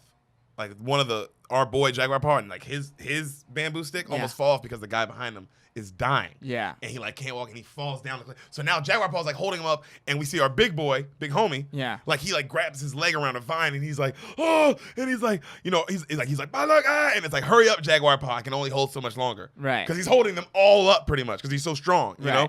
And then Jaguar Paw's like using his legs, and the number 2 guy's laughing like, come on, almost. Are you gonna do it? Like, are you gonna die? Are you gonna do it? You know, and he's like, you see Jaguar Paw like, and he's like, just with his legs, he has to like, because it's not far, but it's like, oh, that would be insanely hard, right? Because it's just like that little much, but you're getting 2 people up, right? So he's like, and he finally fucking gets him all the way up, right? And he's breathing heavy, and then the fucking number 2 guy walks up, and he's like, wow, and he laughs and he claps, and then he takes the dead weight guy, cuts him off, and just throws his body over the cliff. And Jaguar Paw's like, because that was his homie too, right? You know, and they're all kind of like, of course, all of them, they're all like, they feel bad, and then right then the big boss notices like, the fuck's going on? Like the big general guy with the skulls, and he comes back, and he looks at him, and he notices he's missing one, right? And he goes, Elapa, it's like, what's become of my capture, right? And the number 2 guy is like, just tells him like kind of nonchalant what happened, like, oh, I killed him because he was dead weight, he almost killed the whole group, so I had to get rid of him. And then the big number 2, the big guy, I love the general, just starts slowly taking his skulls off. He takes his head off, and the dude starts getting nervous. And he goes, you let him go? And then the guy doesn't say anything because now he's scared. See, I would just lie and be like, oh, he died. He died, so I cut his weight then. Yeah. Yeah, I didn't make any decisions. Yeah. And so the dude, I love the general goes, then he takes off now he's just like right. What, you know what I'm saying? Pretty much like challenging. Right. And he goes, should we just do what you want now? Let's try that. And then he pulls out his knife. Like, let's try to do what you want. See how it goes. Damn. And then the other dude now has got his head completely down. Like, yeah. Like this is the alpha. Clearly this is the boss. Yeah. And then he looks at him, he goes, and it's like, don't let anyone else go. Right? And he's like, he kind of feels bad. So cut to, you see the father. That night, he walks up to his son, the general father, and he talks to his son of how proud he made him that day and how good he was on the capture. Now, this kid is like a teenager. Okay. This isn't the same Jaguar Paw situation. Okay. You know what I'm saying? This kid's like 16, 15. Okay. You know what I'm saying? Okay. Like this, like he told him like, oh, because you did so good today, you're allowed to eat with the men tonight. Okay. You see what I'm saying? Like it's a way different level of where he's at. He's a young kid. But also he's like, so he can't believe it. Right. He's so excited. First time eating with the adults. The men. Like, you know what I mean? And he did well in the capture and like pretty much saying like, hey, you're a man now. Right. And he gives him his knife that he's hunted with that was passed down to his father. Like, like that. Okay. And the son is like, father, and he's like, can't believe it. And he like, come on, like come eat. And he's like, he walks out, like you can tell, like, and like it's also really nice. Like, it's a great moment between them. Like, you like the general, bro. The general's just a hunted with it. Yeah. He's not a bad guy. He's like, this is just he's good at his job. He's good at his job, but he's still a good, like he loves his son. He loves his son. People are complicated, even Mayans. Even these dirty, backwards people. Why wouldn't this guy love his son? These dirty backward Mexican old Mexicans is what I call them. Yeah, But, yeah. I was like, oh, please don't leave me hanging on that. No, Please that do was- something that with was that. too funny. Yeah. but I like a character like this. You like this guy because there's depth. Right. Yeah. You know? The general's not just some Big all-encompasing bad guy. Yeah, all-encompassing bad guy. It's yeah. like, no. You get what you see. You see, kind of. He's got some kind of compass in him. Yeah. You know. So, cut to the dude. You know, we see our crew, right? And our boy, the big oaf kind of guy. He's talking to Jaguar Paul about his wife getting raped and hearing the screams. Like, it's obviously fucking with him. It's fucking with him. Right. Yeah, get over it, pussy. Yeah. Well, And he goes, you know, right? And he's like, before this day ends, I will leave this world, but I will take many of these dogs with me. I like that. Oh, my wife's dead. They raped her to death, like, because the wife's not there. Right. Oh, yeah, They clearly. raped her to death. She's gone. So There's it's like, no way. for him, it's like, oh, yeah, I'm going to die today. But, Right. oh, the moment I get out, because basically what you're saying is the moment I get out these motherfucking handcuffs, I'm taking at least a couple people with me. oh, we're going. Yeah. We all going. Yeah. You know? And then he goes, he says, I will go to the depths of hell if I don't find my skyflower in heaven. Ooh. Like, he's basically challenging the gods Damn. too. Like, if I die and go to heaven and she ain't there, Then I'll go down. I'll go down. Like, I'm gonna find this motherfucker. Right. Like, they took my woman from me. Oh, well, so very, very romantic thing to say. I loved it. Oh, this Yeah. dude, you know, the big guy you love. I told you, fool. You love, like, Okay. You like, oh, this dude's a fucking real nigga, fool. So, right then as he says this, Jaguar's just sitting there listening to him. He's looking up to the heavens, and he hears like lightning, and he goes, Ella, don't rain. He just keeps saying, Ella, don't rain. End scene. So next morning they're up, they're marching again. They walk by like clearly a village that they burnt down and ravaged or something. Somebody did. Right. And we see a little girl over her dead mom, kind of over her, right, crying. And she stands up, and the mom has shit all over, and she's skinny, and the little girl has shit all over, like the shit Tom Hanks had in Philadelphia. Okay. Well, like sores. And shit. Yeah, like shit that's like all over her, though. Like, Right. oh, she looks really sick too. Right. And the other soldiers are like, don't let her over here. She has the sickness. And she tries to walk up on them, and they like grab a big stick, and they like push her away. Right. Get the fuck away from us. You know what I mean? Away. And they keep doing it, and she keeps like reaching out for like help for like water or something, you know? Right. And they finally push her really hard. And she kind of stops, and then she stares at Jaguar Paul, and they just kind of stare at each other. Like for a long time as he walks by. And then she looks back to the warriors, and she goes, you fear me? You should. Because you are all vile. Would you like to know how you all die? As they're like walking by as she's saying this, right? Right. You know, bela pa, huh? You know, and then like it's like beware of the blackness of day. Beware of the blackness of day. Ula pa, ha, beware of the man who brings the jaguar. Okay. Ola be, ha, behold him reborn of mud and earth. The one he takes you to will scratch you all out. The one he takes you to will end the world, you know. He is with us now. They're all just staring at her as she keeps walking. Jesus, this is intense. Well, it's like a scary movie. As they get away from her, they just hear her scream, Ela Bana, Ela Mena. Day will be the night. And the man Jaguar will lead you to your end. Damn. God damn. Also, if you're Jaguar Paul hearing this, are you like, is this about me? Yeah. This seems a little specific. I'm a Jaguar. Yeah. He's bringing Jaguar somewhere. So they pass. Now they're walking, and they pass a bunch of slaves doing some crazies, like the Mayan slave. Obviously, it's built on the pyramid. They're building pyramids, dude. Yeah. Who do you think built this? Construction worker, like you know what I'm saying, like paid workers. Subcontractors. So they pass a bunch, and they're like covered in this white dust. And you see people like coughing up blood, like that's how covered they are. And then you see a bunch of slaves like outside the city. It's a little more civilized now, Right. and people are staring at them as they walk through. And you see like more slaves building stuff, and then now people are like following them, Okay. right? And they get to a certain point, and then women start praying over them and covering all the men in blue paint. Okay. All the men are getting covered in blue paint. Then they get to a way fancier part in the city. Like they're a little bit farther in the city now. Right. Not all the way in, but they're a little bit farther in. Right. And it's like fancier. You see like people have a little more fancier shit on and stuff like that, right? Okay. The women are all sold into slavery as the men are just getting painted again and just watching. Okay. So watching all their women get sold into slavery. Like, yeah, okay. We see our big boy. He sees his mother-in-law. That's how you demoralize people. Mm-hmm.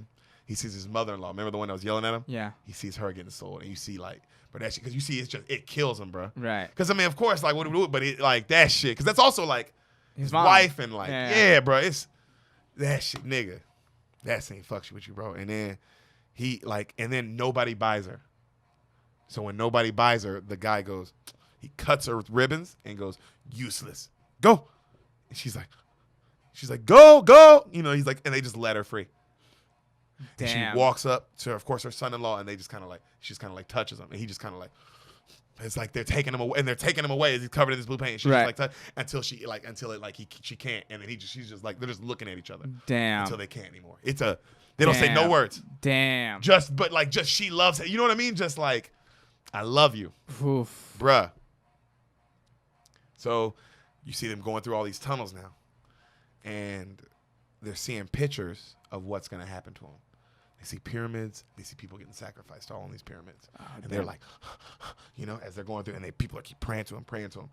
They finally come through, and we see like the Mayan pyramid. Like, we're in the city. You know what I mean? Okay. We're there now. Okay. We're like in the city. In the city. We're in the city. We see all the big Mayan great pyramids, you know? Okay. And they look up, and they see something. Because they're far away. You just see something bouncing down the steps. That's all you see. Oh, God. There's someone's head and in you it. see people at the bottom cheering. Right. All right. They keep walking, cut to, they see another thing bouncing down, and then it's like a head. You see it, right? And then you see women putting the like at the bottom where like the heads are landing, getting the blood and like putting it on their newborns, like a sack, like it's all God worship. Damn. All right. So they march them up all these stairs, and as they're marching up the stairs, you just keep seeing heads. Because they're not going up the heads. They're not going up the main stairs, which they're bouncing the heads down. Right. They're going up these back stairs. Yeah. They finally get to the top. You see the king and queen of the Mayans, like people that just look like God. You know what I mean? Right. You tell like, they're just gone. Feel like gods because they're just think they're worship. gods. They think they're gods. That's all they know, right? You see, they have kids and they're like spoiled, super fat kids, and they're acting like spoiled fat kids. Right. Right. And you see, they're literally sitting on human slaves, people just like this. Damn. That's what they're sitting on. Damn. And what if you're on the inside of this? How dope. You know what I mean? If you're like the upper elite of the Mayan civilization, you're like, man, my life is dope. Man, my life is way better than everybody else's life. Yeah. I get to paint my baby in the head's blood, and I get to look at our slave chairs. Yeah.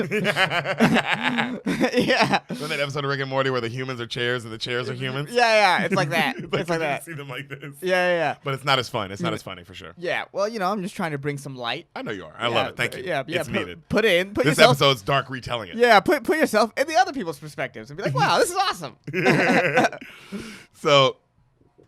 You see the kid, like the king, queen. You see the executioner dude covered in like blood, right? And he gives a speech to all the people about how they're appeasing the gods with this sacrifice and blah blah blah. And this is how they're this great country, like great Mayan civilization. They're the best. We're the pretty best. Much. Yeah.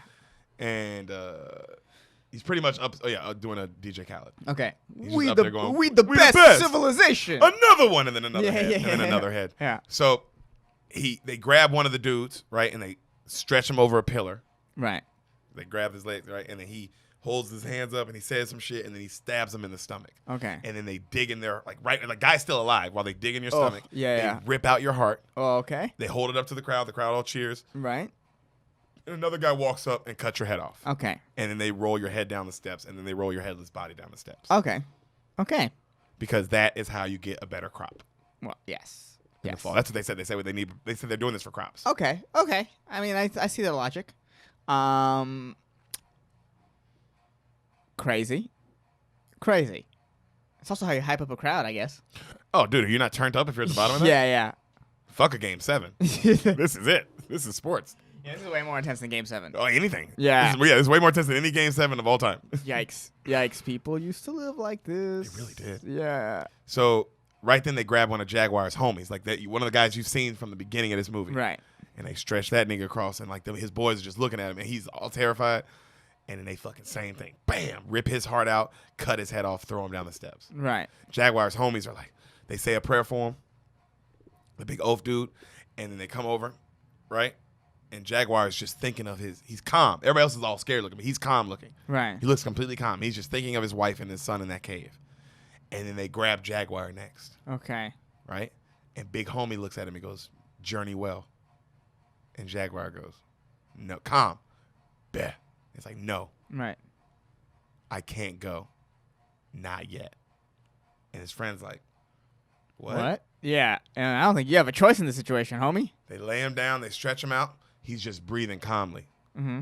Slow-mo, right? He's staring at the fat kid, and then he's staring at the king. And then the dude holds the knife up. And then right when you see the dude hold the knife up, he looks up, and he's like, his eyes get big.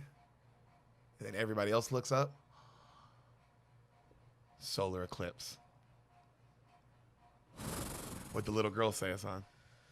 Oh, the Jaguar and the one who brings darkness. Oh, fuck. The night will be the day. Night will be the day. Watch for the blackness of the day. Fuck. Jesus Christ. The little girl said this, did she The not? little girl was on some shit. What was she saying, Hassan? While Remember everything dying- she said? While dying of syphilis. She knew it was up. Yeah. You see that shit happen there. Of course, not everybody is like, and it's completely eclipsed. Right? And Jaguar is just like, what the fuck? You know? The people start screaming. Yeah. Because they're panicking. They don't know what to do. Right. The Yeah. guy- They definitely. If I think that's what brings me crops, Mm-hmm. I would definitely think an eclipse was God blotting out the sun as punishment. so the king, he looks at his executioner speaker guy and goes like, makes like a little, like a signal. And the guy goes, that's enough. The gods are letting us know the thirst of blood is quenched today. It's done. Right? And then right then the eclipse, because it's not long, it stops. Right. And then all the people cheer like, oh my God, thank God. Yeah. Okay, we're Okay. fine. Okay, Fine. that's We what won't it kill was. anyone else. Yeah. We won't kill anyone else. So they raise Jaguar up and they take, like, he goes back with his friends. And his friends are looking at him because he's still calm. Yeah. And they're like, Damn. Did you make this happen? the fuck? Yeah. Exactly. Because if I said that to you, I was like, I'm not going yet. And then that happened, would you be like, How'd you know that? wouldn't you also be like, hey, what are we finna do? Yeah. Yeah. What do we have to do? What's the plan? You tell me. You would trust me, wouldn't it? If I was Yeah. like, hey, we're about Well, to you fight. just blotted out the sun. I trust you. Yeah. You're right. If you told me that and then you blocked out the sun, I would be like, hey, son, Yeah. tell me what to do next. Yeah. Let's go. You're, Let's the, kill you're, these the niggas. block out the sun guy. Got it. Also, that girl was talking. Remember what that girl was talking about? Yeah. Yeah. Yeah. What? She kept saying something about you. I think it has something to do with, yo, bro, let's just follow you. Right. So, the king and the queen, like, they stand and everyone cheers. Mm-hmm. And then they look at the big boss guy with the skulls, the Right. big general. He's a top general. He's standing right next to him. And they tell him, dispose of the captives. Cut to, you see the captives get run, like they're still on the bamboo sticks and they're getting ran through like these tunnels. Ran, and they don't know where they're going. They confused and they're running. And the guys who are running with them, like, his crew, the general's crew, is all happy. They're Right. so excited. Right. And they're running. And finally they come out this tunnel into a huge field. Huge. It's just like all dirt and it's super far and it looks like a stadium, like what you would imagine a football field would look like. Okay. You know what I'm saying? Okay. Right? And they're all excited and they lay down a bunch of different weapons. Right? And the general goes, Ela pupa, ha! Right? And it says, I need a finisher. And then he looks at his son and he hands him this big old like bludgeoning kind of thing. Like, like a big old axe kind of motherfucking thing. Right. And the son's like, smiles big and he runs all excited to the other end. Like a goalie almost. Right. Okay.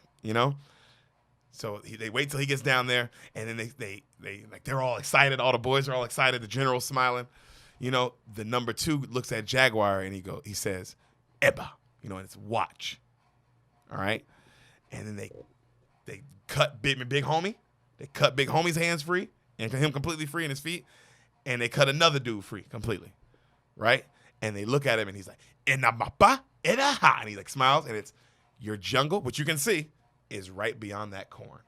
So you see the field, you see the stadium, a field of corn beyond the stadium, the jungle. Right. That's how close it is. Okay. All right? Okay. Your jungle's right there. If you can get to it, It's like Red Rover. well, that's how, if you can get to it, you're free. You're free. If you can get to it. And they're, of course, they're looking at each other all confused. And he's like, better. And it's like, I said run. And then they stand there and he's like, bah! And they start running. And they're just running straight, right? And the two dudes are like, oh shit, and they keep looking back. And then you see all the guys getting excited and they start like grabbing a weapon and loading up. Okay. Like this is a game. Okay. This scene hard as hell. Yeah. Hey, this scene goes hard, bro. Because the first time you see it, you're like, yeah.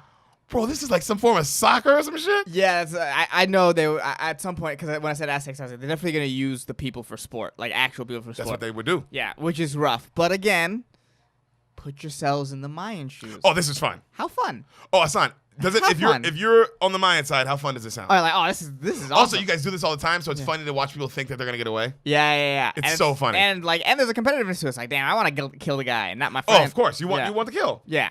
So they're running. Weapons are fucking flying. Arrows going by, bro. It's so intense. Right. People are missing and shit. And then one guy throws like this rock thing, and it smashes the one guy's head. Bam! And he falls. You see our big boy still. He's running. He gets close to the corn, and then the general throws the spear, and that bitch, right through his chest. Damn. You know. And then he falls, and he gets like near the corn, and then he just falls. He dies. Oof. All right, so that's how our big boy dies. Okay. And then the finisher, the other guy who got hit in the head is like still kind of alive, and the finisher, of course, runs up, bam, knocks his fucking head into the dirt. So now they're dead. Okay. Damn. All right? Yeah. So now our bad number 2 guy, you know the number 2? Some guy's like, man, why does his son always get to be the fucking finisher? I want to be the fucking finisher. Oh, for sure. Yeah. Fucking fuckers. So the bad guy looks at the Jaguar. Fuck. Yeah. And he's like, the number 2 guy, not the general. He goes, you run now. And he cuts him free. And he cuts remember the guy that gave him the fish? Right. Cuts him free. Jaguar, bro, doesn't hesitate. Right when he gets cut free, starts running, but he runs like figure 8. He don't run straight. Oh, yeah. He run like this. Yeah. Right? And then the other dude sees what he's doing and is like... Sounds like Jaguar's been to some mass shooting training. Is that what they would have y'all do, buddy? Yeah. That's if you're doing PE, you had to just run in zigzags. Yeah. That's how they did it. This nigga's fast as shit, too, fool. Mm-hmm. Oh, he's a jungle guy. He is. But he's like, they're all fast. But I'm saying he's like extra fast. He's extra fast. They call him, that's why he's like, oh, I get why his nickname's Jaguar. Okay. You know what I'm saying? Yeah. This nigga's fast as shit. So you see him fucking zig, and then just arrows. People missing. People like, fuck. Another miss. He's getting farther doing this. Right. People missing. Finally, a dude shoots the arrow, goes right through the fucking fish guy's head. Right? Kills him. Right. So he keeps running zigzag. The dad shoots a bow and arrow. The general guy catches our boy Jaguar. Right when he gets to the corn, catches him right in the stomach. Right through the stomach. Damn.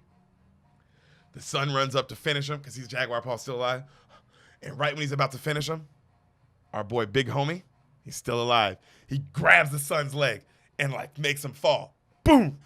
Run! The son gets up, bam, kills the Big Homie. Bam, bam, like smashes his head completely, just smashes it. Right? He turns around, he looks like while he's doing this, you see Jaguar Paul doing something. And he turns around and he like grabs his knife and he's about to stab Jaguar Paul. And right when he comes down, like, so the dad is watching from way across the thing. Right. They're all the way across, right? Right.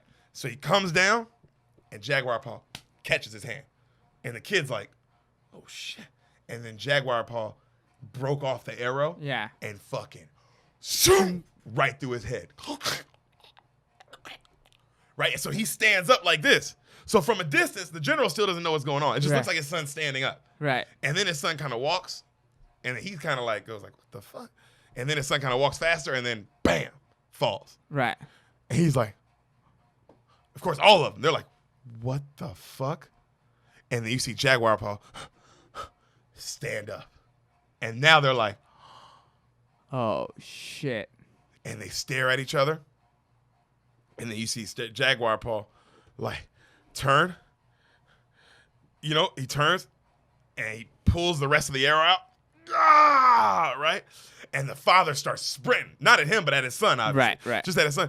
And you see arrows, like Jaguar, he stands up because he finally gets the arrow out, and then you see arrows like missing. And this nigga just kind of falls into the corn and then just takes off running. Right. Damn. How you feeling? Are you excited? God. Because, yo, this movie's about to start. I know. It's like, oh, is this movie just beginning? What the fuck is this? Good Lord. All right. So now are we about to watch one man bring down a civilization? This is, I don't know, we're watching Mayan John Wick. I didn't know that's what was going on. So the father runs up and he grabs his son. Yeah. And he holds him. Mm-hmm. And the son's like, just bleeding out his neck, obviously. Yeah. And he just goes, Ebeba. And it's like, sleep. Ebeba. Ebeba. Just sleep, my son. Just sleep. He's like, calmly. Like, it's like he loves his son, bro. Just, Right. He's like, stop suffering. He's like, the pain will be no more. I promise. Just sleep. And you see his son calm. And then his son just dies. Yeah. And he's just like,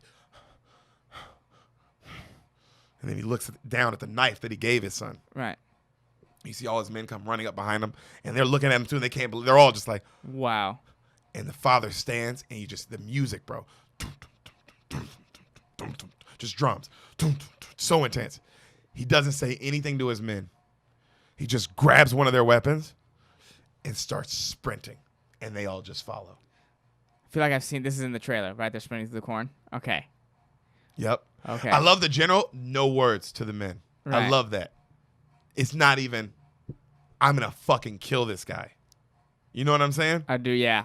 I'm about to fucking kill this motherfucker. Crazy. So now they're all running. It's like, like all 8 of them, Mm-hmm. 8, 10 of them, right? We see Jaguar, and he's full sprint, even though he's holding his side. His side's fucked up. Right. The camera pans back. We see they're not far behind. Jaguar falls in this huge pit of dead bodies. Okay. Of like where they take all the dead bodies. Okay. Right?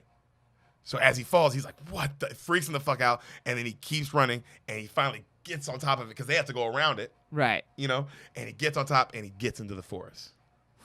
Gets into the forest. He runs finally for a while. He stops, and then he looks up a tree, and he climbs this motherfucker so fast, bro.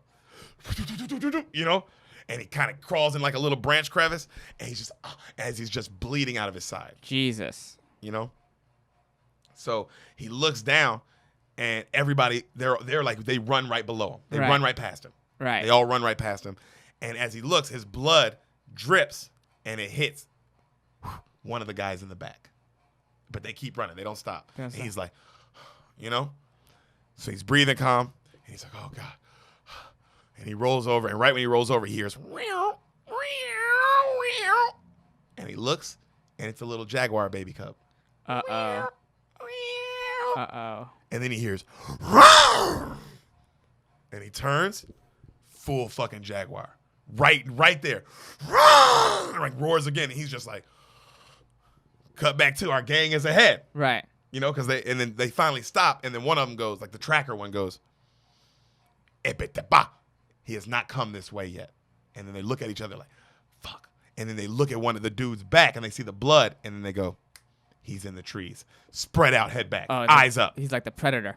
Mm-hmm. Mm-hmm. So now they're going spread back, head up, right? Cut to, we see slow motion. This is one of my favorite scenes in the movie. The shot is amazing. You see Jaguar, slow motion, running as fast, doesn't care about his wound, as fast as his life has ever depended on it. Okay. And in slow-mo behind him, you see a Jaguar. Right behind him. He's just like this. Like that, right? Just sprinting. Right. It's all slow-mo. Right. Cut back to, we see the leader tell the gang, stop. He hears something. And he tells them all, come here. And they all gather, and it's like quiet. He's like, Bilaba. And it's like, he's coming right at us. And then another person goes, something's running right at us. And they're all like, shh. They see him full sprint. Right? Yeah. So now they're going to cut him off. Like, so he's running this way. If he's running straight, now they're running like this. Right, okay. You see what I'm saying? Yeah. To cut him off. Right. So they're running. One guy is like ahead. We see the Jaguar fucking right on his ass. The Jaguar jumps. A nigga like comes up about to get Jaguar paw. Like one of the niggas that is about to cut him off. Turns, Jaguar bites this nigga's head. And the Jaguar just starts eating this nigga's face. Jaguar paw. Of course, he's just. He don't look back. He ain't looking back. Yeah. You see the rest of the gang come up, and they are just like stabbing this Jaguar to death. Right. Even though it kills their homie, just rips him all to shreds. Oof. But they kill the Jaguar. We see the gang now looks at each other because now they're like, as you can imagine, Yeah. just like the Predator. Now they're like a little bit like, the fuck? Right. What the fuck is going on? And then one guy goes, this is a bad omen. This is a really, really bad omen, right? And he's like, they're like, what do you mean? He's like, look, man, today I saw day become night. I saw a man run with a jaguar. something is going on. And then the leader goes, enough! Your words all mean nothing. He runs because he's afraid. He's not wrong. When I catch him, I'll peel his skin off. That's, we keep going. They take off sprinting right after him. Yeah. Because the general is obviously like, it's as you know, it's like, oh, this isn't even about anything anymore. No, it's about his fucking son that you killed. And you're dying. You're dying. Yeah. I don't care if I die. You're dying. You're dying. So, Jaguar, you see him, he's healing his wound with like some bark, right? He plugs it up, and then you see him keep running. And he's in pain, but he's running. This nigga runs through the whole day, through the whole night. Damn. He's so tired. Damn. Endurance runner. Yeah. Mm-hmm. Oh, yeah. You see him. Oh, he's in great shape. When you see this nigga, like, oh, this nigga's in great shape. He stops to breathe, but he's not like overly buff where you're like, oh, now I'm not like how ripped. It's just like he looks like he can run for days straight. Yes. Okay. So he stops to breathe, and then when he finally stops to breathe in the night, he turns and he sees like flames in the distance, like coming up on him, and he's just like, fuck. Keeps running, right, and they're right up on this nigga. Damn, that's impressive on both ends. Oh yeah. So back at the cave, we see. Where his wife is. Yeah. We see she's looking up and she sees two monkeys get into a fight right above the cave. Right. Like fighting each other to the death. And one monkey falls in. And then she's like, oh shit. And then she grabs a big stick and she fucking touches it because it wakes up and then she kills this motherfucker. Yeah. Right? So cut to the morning, Jaguar is still jogging. They're still on his ass. One dude goes because the paint's coming off of him a little bit, obviously, as they're going. Right. And one dude notices some paint, like, oh man, he went this way. He must have went this way, right? And as he's pointing at the paint, a snake comes, bites his neck, right? And then like one of the other homies have to kill it, and he's like, and then as he's falling, he goes, bad omen, bad omen, bad omen, bad omen, right? And his friends are just looking at him, and the general's like, keep going. Damn, general. Even at this point, I'm like the bad omen, man. Your son, though. Yeah. Your son, your baby boy. Oh, man. But you lost, though. You might have to just take this as a big L. It's a monster L. It's the biggest L of all L's. Yeah, but you know what? You're also good at finding and capturing these people again. Find him. Yeah, find him. Make it your biggest. Make it your priority. But as of right now, you gotta lay off the brakes. You gotta lay off the brakes. Lay off the gas. You're right. I think so. But, it's his son. But, You're right. You do this to other people's sons. You should know. You should know how this feels. You should know, like, panic is not the best thing in this situation. Because this is panic. This is panic. So they keep going, and then one of, the homies looks at his homie who's dying from a snake bite, and he goes, open your wrists. Open your veins. It's quicker. And he hands him a knife, and then, they keep running. Yeah. And then right when they run off, he just slits his wrist, and he just dies. So Jaguar, violent. Oh yeah, Jaguar is still sprinting. Right when he's sprinting, he kind of stops to breathe, and right when he does, an arrow. He turns, and they're up on him where they can at least shoot arrows at him. Right. And he's like, "Fuck, another arrow!" He almost gets to another. The drums. This nigga sprinting, they're hot up on him. He gets to the water's edge, and he hears that. He's like, camera pans back. Full waterfall. Oh. Gigantic waterfall. Oh. Right? He turns and he looks back and they're running right at him. They're loading up their arrows. He's like, well, I guess I gotta take this chance. He goes, slow motion. He breathes deep. You see this nigga start sprinting. He just jumps. As he's jumping the shot, because you see, he's jumping at you, right? You're the camera jumping at you, and you see an arrow right by his head. I feel like that's also in the trailer. Yeah. Oh, that shot's amazing. Because he's like this, and you see an arrow go, and as he's like, it goes right, Yeah. And then this nigga falls, and this is a beautiful shot, bro. How he falls into the waterfall. Okay. Right? Of course, the tribe's all they're looking, and they're waiting, and then the general goes, well, so much for all your prophecies, laughs to himself, this guy's fucking dead. Right. Right then, this nigga, boop, pops up. And then they're all like, get this motherfucker, man. Yeah, this guy's crazy. Jaguar swims to the edge. They're looking at him in disbelief. He stands up. He looks back at him. I am Jaguar Paul. Son of Flint Sky. My father hunted this forest before me. I I am Jaguar Paul. Hunter. This is my forest, and my sons will hunt it long after I'm gone. Come on. I am Jaguar Paul. Damn. Yo, this nigga's the shit. This is he's Sparta the moment? shit. Okay. I mean, also, this dude is, at this point, you're like, because you watch him go through so much. Right. You do root like crazy for this guy. Yeah, I mean, he's also very likable. He outran a jaguar. Fucking insanity. Yeah. So, one of the general dudes is like, yo, man. Like, to the general, he's like, man, we can't afford all this for him. Right. This is crazy. The least we can do is, like, it's not worth the risk of us all jumping down and maybe dying. Like, we can go down and maybe try, like what you said, go back, get reinforcements, come back, hunt this nigga. As he's saying this shit, the captain kills him. Damn. All right. Well. He throws his body over the thing. Jaguar Paul sees this, and he's like, what the fuck? You know? And then he looks at his boys, and he goes, I farted. Just so people are aware. I farted.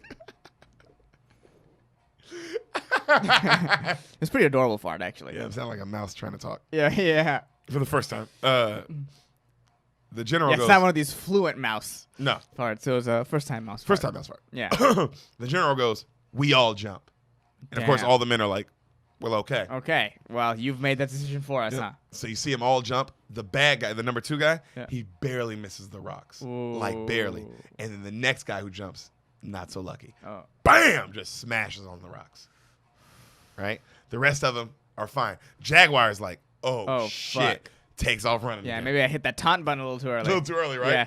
He goes to jump over this limb, and when he does, It catches him. no, he falls, and it's not ground. It's like mud. Mm. And then it's like quick mud. And he starts falling, and then he goes to pull himself up, and he just sinks all the way in it. Okay. Right? You see the other dudes finally now getting all out the waterfall, out the river, right? Getting themselves together. We see Jaguar fucking his hand like crawled out of the mud. Right.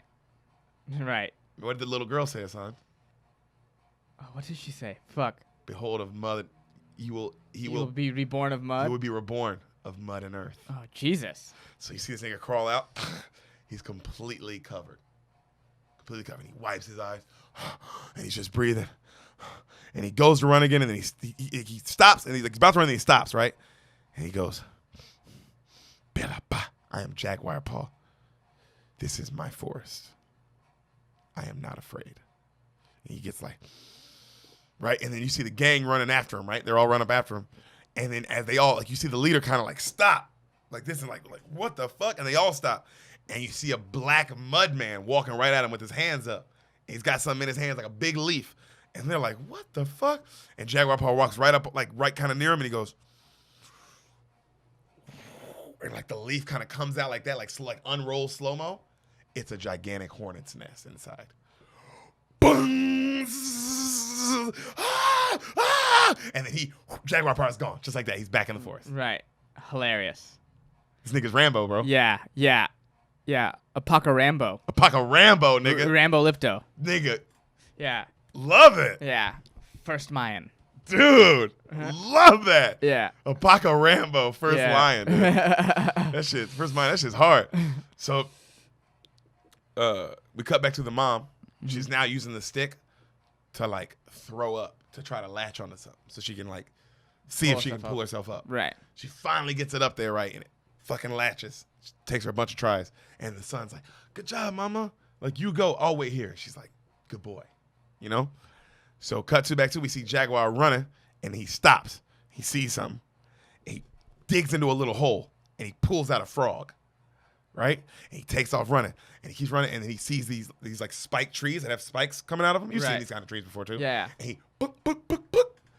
he takes off like 4 of the little spikes. Right. Keeps running. You see this nigga get to a place, sit down, hold the frog's legs, take him out of his teeth, and go like poke the pokey point on the inside of the frog's skin. Right. Right? And he does it with all like 3 of the things, and then he lets the frog go. Okay. So we see one of the guys in the gang, they're all still running after him. The hornets are fucking him up. Like he's all, like his face is more like he might be like up. allergic. Yeah, that's what I'm saying. He's like, he's trying to breathe. His eyes are swollen, you know? Yeah. And he's like in the back. We see Jaguar running in circles, to get them to think, like, not, you see what I'm saying? Because he has, Yeah. and he's wiping the mud off as he goes. Right. Like, Okay. in this circle. So they To don't want. confuse the tracker. Yes. Mm-hmm. So right then, he does it a bunch, and then he sits and he hides and he waits, and then he hears like thunder and lightning. And he's like, fuck. You know? Rain would be a very bad thing. Yeah, because she's in a cave. With nowhere to go. Fuck. So I didn't put together why no rain until this moment. I could tell. I just hit you. Yeah. I saw it. Fuck. Oh. So you see the pressure he's on. Yeah. There's a time. There's a clock. There's a clock. There's a clock. Because also we're talking about jungle rain. Right. So the pregnant mama. It's dirtier and less educated. It is way less educated. Than regular rain. Way less educated. Yeah. So the pregnant mama is now rope climbing her way out of this. Right. All right. And she gets pretty high, and then the stick comes loose. Oh, no. And she falls all the way back. Boom! Ah! And she tries to stand up, and she goes into labor. Ooh! Ah! Ah! Right? Cut back to, we see Jaguar Paw rolling up a leaf. Like rolling it up super tight. Right. And then you see the dude coming in the back that's struggling, and he fucks him up. And the guy just falls. Right. Right? And then because the darts were clearly poison frog shit. You know, he knows what he's doing. Yeah. And then also the guy's already fucked up. Right. So he's done. Yeah. So you see him like convulsing and dying. Jaguar starts running towards him. Right as this happened, the number 2 guy hears something, and he stops and he turns around, and he sees Jaguar Paw. And like the dude's in the middle, his weapon's right next to him because he's dead. Right. Jaguar Paw him. You see what I'm saying? Okay. And they're looking at each other, and they just lock eyes, and the guy kind of smiles because, you know, this is what he wanted. Yeah. This is steal the bacon, but with incredible stakes. Credible stakes. Yeah. They take off. Mm-hmm. Jaguar boy's fast, bro. Right. This nigga, he looks when he runs. You'll see what I'm saying. He looks fast. Mm-hmm. Like this dude looks fast as shit. The dude goes for a gigantic motherfucking because he has a weapon already. A swing. A Barry Bonds swing. Okay. You know what I mean? He's going to fucking knock this nigga's head off. Yeah. Swings. Jaguar slides at the last second. Nicks him on the forehead. That's all. Like blood everywhere, but it nicked like. And he's like, ah. And as he's sliding, he grabs the other dude's weapon, pops up, turns. The other guy's like, fucking whack, bro. When I say the amount of power on this hit, the amount of the blood spray Right. off this nigga's head is crazy. Okay. How real it looks. Okay. Like it looks like, oh, that's what it would look like if you hit a human skull. Damn. Like the spray, like that. Damn. Oh, You know? God, so gory. And he sits there, and the guy's on his knees, right? And he looks up, and and his blood's squirting out of his head, and he's looking at Jaguar Paw, and Jaguar Paw's just staring at him, and the guy goes, Epa. Almost. And almost just fucking, bah! Knocks him the rest of the way to death. Yeah. Right then. Thunder rain. Oh, no. She's going in labor, too. He takes off. Yeah. Right? No, he goes, resting fathers, fly me your strength. And then he takes off, right? Right then the gang runs up on him and they see their dead homies, 2 of them. And they're like, fuck. So it's now the general who just keeps following him, and then the 2 other guys who stop and look at the dead bodies and are like, fuck. And then they keep running. Okay. So now they're staggered. Right. All right? So the mom and the baby are now sitting in the cave. Their feet are covered in water at this point. Okay. She starts going, and the labor pains are getting worse. Okay? Cut back to Jaguar. He sprints so fast to get back to her. Right then, like, the general kind of, like, sees Jaguar and catches up to him. Mm-hmm. And, like, he sees, and Jaguar, like, runs up on the cave and, like, sees, like, his wife. And his wife's like, you know, like, honey, get us out of here. And he's like, you know, I'm back for you, but, like, I'm back for you. And then right when he says that, he looks and he sees the general coming right at him, and he has to keep running. Right. And she's like, you know, come back. And he takes off, right? So this nigga runs. You see the other 2 guys kind of come, look at the cave, and then they keep running too. Like, fuck her, keep going, right? Jaguar Paw's running. He stops. The general's right up on him. He stops. He looks left and he looks right, and he's like, and he goes right. And then he runs right, and then when he runs right, the general comes up on, and he stops, and he like turns around, and the general fucking arrow right through his chest. He falls. He snaps it. He stands up, and like like goes to like pull it out. Yeah. And the general like drops his bow and arrow and pulls out his knife. Okay. And they're staring at each other. And Jaguar Paul's just looking at him. And he goes, and he starts running at Jaguar Paul, and Jaguar Paul doesn't even move. And then all of a sudden, the general trips a trick wire. That same thing that killed the pig.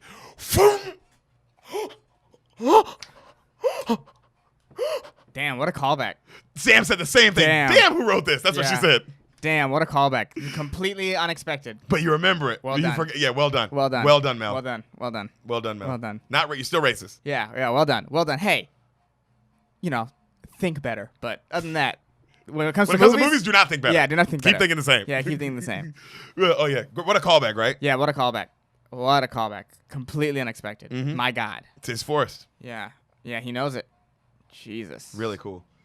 So, right then he has to keep on running. Because there's two other guys. Yep. The other two guys, they see their general, and I don't know what, because they see their general, and then they're like, and then they keep running. Right. Which is, I see Hassan, you see the general dead? Yeah. Are you done? Well, I'm done. But like I said, we're in this world. They're like, we got these orders, and we have to give it to him, or else he'll haunt us in our dreams. Good point. Yeah. So, the water is now covering the mom, right? Right. Oh, And God, she has to stay above it. Like, she's Oh, no, standing like in on a labor. rock above it. And while she's just like holding her son on her shoulders, she's like, and then you see the shot under the water. You see a bunch of blood from under her dress. Yeah. And then you just see a baby pop out from under her dress. Crazy. And she grabs it. She's just screaming, holding it out of the water, right? As it's just raining still. Right. So Jaguar's running on the beach, and he's running, and he's so fucked up, and he finally falls. And the two dudes come right up behind him, and he's just like, he's so exhausted. He has nothing left. Yeah. And then you see his eyes get big, and he looks up, and he's like, what the fuck? And then you see the two dudes go, what the fuck? And Jaguar stands up. Camera pans around. You see gigantic ships with big Spanish sails. Oh, fuck. The Jaguar will do what, Hassan? Bring you to your end. Oh, fuck.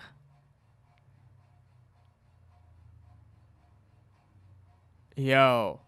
This is a movie, but this is about how this civilization, like, this is how it dies. It's a fun tale of it, obviously. Yeah, but This part's real. damn. You see those big old sails, and you see white men coming on a ship, like coming in on ships, right? Right. And the other two Mayans are like, what the fuck? Because the ships are, massive. Right. And then you see Jaguar see it, and he just runs away. Right. Yeah. Wow. He just runs away. Good job, He Jaguar. gets back to his wife. She's holding the newborn above the water, and he sees her, and they just lock eyes like we did it. And he, cut to the next morning. They're walking. He's holding his newborn son. He has his other son by the hand. They're walking through the jungle. They stop, and they look out, and they see the huge ships. And the wife's like, Bella pa? And then, what are they? And he's like, they bring men. I don't know, but they bring men. And then she goes, should we go to them? And Jaguar looks at him, and he goes, no. We should go to the forest and seek our new beginning. Come, Turtle Run, which is his son. His son smiles. Right. They head into the jungle. Apocalypto. Woo! What a movie. You see why it was our favorite director, like all our favorite directors' favorite movie? Yeah, I see that. I see that. Could see the parts that Tarantino liked. I could see the parts that Scorsese really liked. See the parts that Spike Lee likes. Yeah. The writing, the grittiness. Yeah. And the story, the turns. The keeping it to truth, like as much as they could. Because that's why they did it. That's why some people were mad because of how they made them look like savages. But a lot of people were also like, well, that's how they looked. This was a pretty accurate Yeah. depiction. Yeah. What are they gonna drive Teslas? What do you mean made them look like savages? They're only savages because in your mind that's how you view savages. You don't view them as people, and that's a you thing. Ooh, Hassan hitting them with the big facts. Yeah. If that's how you. if that's how they looked, this Jaguar guy, I wouldn't describe him as it's savage in the life that he lives is savage compared to our lives, but he's smart. He's a family man. I don't think the general's savage. Yeah. It's just the culture they live in. Yeah. Yeah. The king and queen are savage. Watching just people like they're on some other shit. And everything, they're getting fat off of it. Yeah, they're on some other shit. Because it's like, it ain't like everybody else is doing Yeah. it. Like, everybody's doing it. It's like, that's them. And at the end, you see the true savages, the white man. Oh, yeah, no. Yeah. So it's like, it should be everything you Also, want. Mel Gibson kind of shitting on himself that they're the true enemy. Yeah. They are the true evil Yeah. in this. 'cause Yeah. they are. it's crazy Mel Gibson still has a career because I got stuck in a deep Mel Gibson hole into why I couldn't find this movie for so long. Right. And it was just because he owns so much of his stuff. Right. He's made so much money. He lost $400 million in that divorce, and he's still worth like over $500 million. That's crazy. He lost over $400 million in that divorce. So he would have been knocking on the door to $1 billion. You know what it was? What? I looked it up. So Passion of the Christ. Mm-hmm. It was like I think a $50 million budget or something like that. Right. $30 million budget. Right. He couldn't find anyone to back it. Not a single company, not one. Right. So he financed the whole thing himself. Crazy. The entire thing. Couldn't finance anyone to do the marketing. Right. He financed that $15 million himself as well. Yeah. The movie made in theaters $380 million, the biggest rated R of all time at the time. Right.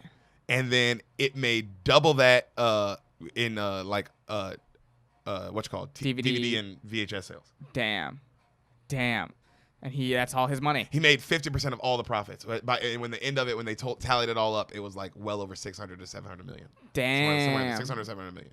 Damn. I mean, just off that one. That's just that movie. He also owns Braveheart. He owns all these other gigantic movies. So what Lethal Weapons, all these things. What makes it hard for what made this one so hard to find? I don't know. There was no answer. Oh, there's no answer to that. Okay. It just wasn't available. Wild. Interesting.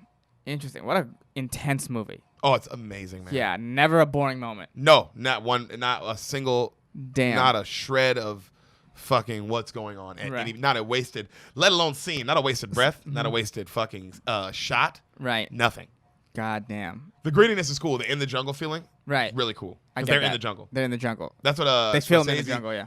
Because I saw, Tarantino, like I read all their quotes about like why they why it's one of their favorite movies. And it was all interesting thing. Like the jungle shots and like all this stuff and like the truthness to it and the story writing. I think Scorsese said that. Yeah, the ending Scorsese must have been like, oh, this was great. Yeah. I didn't see that coming. Yeah, I'll have Leo get shot in the head. That's probably. Yeah, Spike Lee said it was like one of his favorite films and like what he puts it in his like top 10 essential movies to watch of all time. Damn. Well, it has that mysticism that he loves so much. Mm-hmm. There's that mysticism to it. Yeah. Yeah, you can see what each of our favorite, and then with Tarantino, it's just the greatness of the violence, the greatness of the violence, and the foot on the pedal.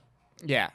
Yeah. You know what I mean? The foot on the pedal. You know, man, it's very much like Django, how he has to get back to his wife.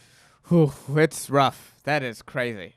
But I mean, you feel me on the the amount of things he has to conquer. Just the things he has to get. Yeah, and the big bad guy he has to defeat. Yeah. Yeah. But I love the bad guy in this. How do you feel about the general in this? General seems badass. Oh, he's badass. General seems badass. The number 2 guy's badass too. Yeah. He's just more pure evil. Yeah, a little. The general has a code. General seems a little less slimy. Yeah. Than the number 2 guy. General is just doing his job. It's a job. It's a job, and he does it well. That he takes pride in. I have a job. I do it well. I'm gonna raise my son. Right. It is what it is. Damn. But yeah, man, this is one of my favorite movies of all time. I've been waiting to tell it to you. I've been waiting to tell you this movie because I love it so much. I've seen this movie so many times because me and my dad, we had not it recently. At our house. Oh, you have it. Well, me and my dad had it at our house. Yeah. I haven't seen it. I mean, I haven't seen it since like I was living back in Memphis. But in that time, from 2006 to when I left, I probably watched it like 20 times. Man, I love this movie. Damn. Like I love this movie. It's a fucking goddamn Mel Gibson, man. I don't know who said it the other day. I saw somebody say it. I don't know who I was watching. Somebody was like, "Man, that motherfucker maybe racist as shit, but goddamn, he can make a movie." Yeah, clearly. Because he's racist as shit, dude. I was reading all the things he said to his wife, and I listened to like the phone calls he had with his wife today. I was just on a Mel Gibson wormhole. Right. Oh my god, I hope he get raped by a pack of niggas. Like I'm listening to Mel Gibson say this. Damn, a pack. A pack of niggers. That's how little he thinks of black people. He thinks you guys are pack animals. You know. You don't. All the stuff he said, the anti-Semitic shit, like, when the Passion of the Christ stuff was coming out, like, oh, this dude's like a real, actual, like, the stuff he was saying to his fucking wife, like, I mean, don't get me wrong, his wife was clearly a gold digging whore, like, right? It's like a LA Clipper situation. Okay, remember how she's a gold digging whore? Yeah, but it's like, oh, this is still a bad guy. Yeah. But this is still a this is a gold digging whore. Both those things were going on. Mel Gibson, same situation. It's hilarious. It's like, oh, you're a racist, but God damn, Bill Burr said it. That's what I saw say it. Yeah, he's like, man, that nigga can direct. Call it. I mean, the racism is probably what makes the movie so good, in my opinion. I think that's my opinion. What do you? I mean, why do you say that? Usually, when people are really bad, that makes the art better. If they're in tune with their badness, I guess. I think he's in tune. Yeah, I think he has no apologies for who he is. No. And that's what you need to become a great artist. Just accept who you are. Mm-hmm. And he hates black people and Jews. And and probably doesn't I'm think highly of Asians assuming and he Mexicans. does not like Asians, Mexicans, and or your people. Yes, I would say that as well. I'm not gonna. I don't think he hates niggers and fucking kikes, but loves Middle Easterns. Yeah. Like, oh, that's where he's like. I see their values. Yeah, probably not. But he did make the fuck out of this movie. amazing. That's how good he is at making movies. That he still has a career. Well, me and you, I mean, I feel like that's. I mean, I love this about you that you're the same way. I mean, that nigga, art is art. Yeah. You can separate the artist and the art. Yeah, absolutely. This doesn't mean the story's any less good because the guy who made it sucks.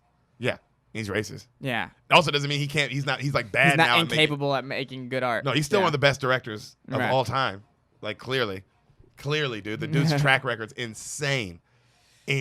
Also, Oscar. Like these are all Oscar nom movies. Yeah. Insane track record. Yeah. Fucking Hacksaw Ridge. That was him too, right? Yeah. That movie was That incredible. was his comeback. That movie was incredible. That was his comeback after this. Yeah. Oh wow. He went from this to Hacksaw Ridge. Damn. His. Well, no, because he had to go away. Oh yeah. Remember the Pack of Niggers thing? Yeah. I forgot that this was before. Damn. This is 2 years after Passion of the Christ. Right. So he's on a hot streak right now. But it's also known that he's kind of fucked up. I think this is post the Jew stuff because the Jew stuff the Jew stuff was Passion of the Christ. Yeah. So we already knew he was that racist, and then he said the nigger stuff and all the stuff against his wife. Right, and they're like like just saying horrible shit to her. Take a breath before you pretty- make another incredible movie. That's what Hollywood was like because Hacksaw Ridge is unbelievable. Unbelievable. If you haven't seen it, go see that because it's like Unbelievable. But all of his movies are Oscar nom movies. Yeah. Because this movie got Oscar noms, but it was for like all the editing and effects and Right, stuff. Which is bullshit. It should have got a real Oscar nom too, like for the directing and writing as well. Crazy, dude. And that's what Scorsese and Tarantino said. They both said that it was crazy this movie didn't get an Oscar nom. Well, that's the major category. That's punishment for Mel. That was punishment. Yeah, absolutely. That's how it works. Oscars all politics. Mm-hmm. That's true. Damn, you're right. That was punishment. It's punishment. Mm-hmm. God. What a good movie. I'm excited. Well, I'm excited to watch it, and I'm like, oh, racists make good art sometimes. I would say, yeah. Don't take our word for it. Not always. No, I said sometimes. Sometimes, yes. That's true. We make pretty good art sometimes. Yeah, that's a good point. And we are definitely fun. Yeah. All right, we'll see you next movie, guys. We're racist, Peters! Hey!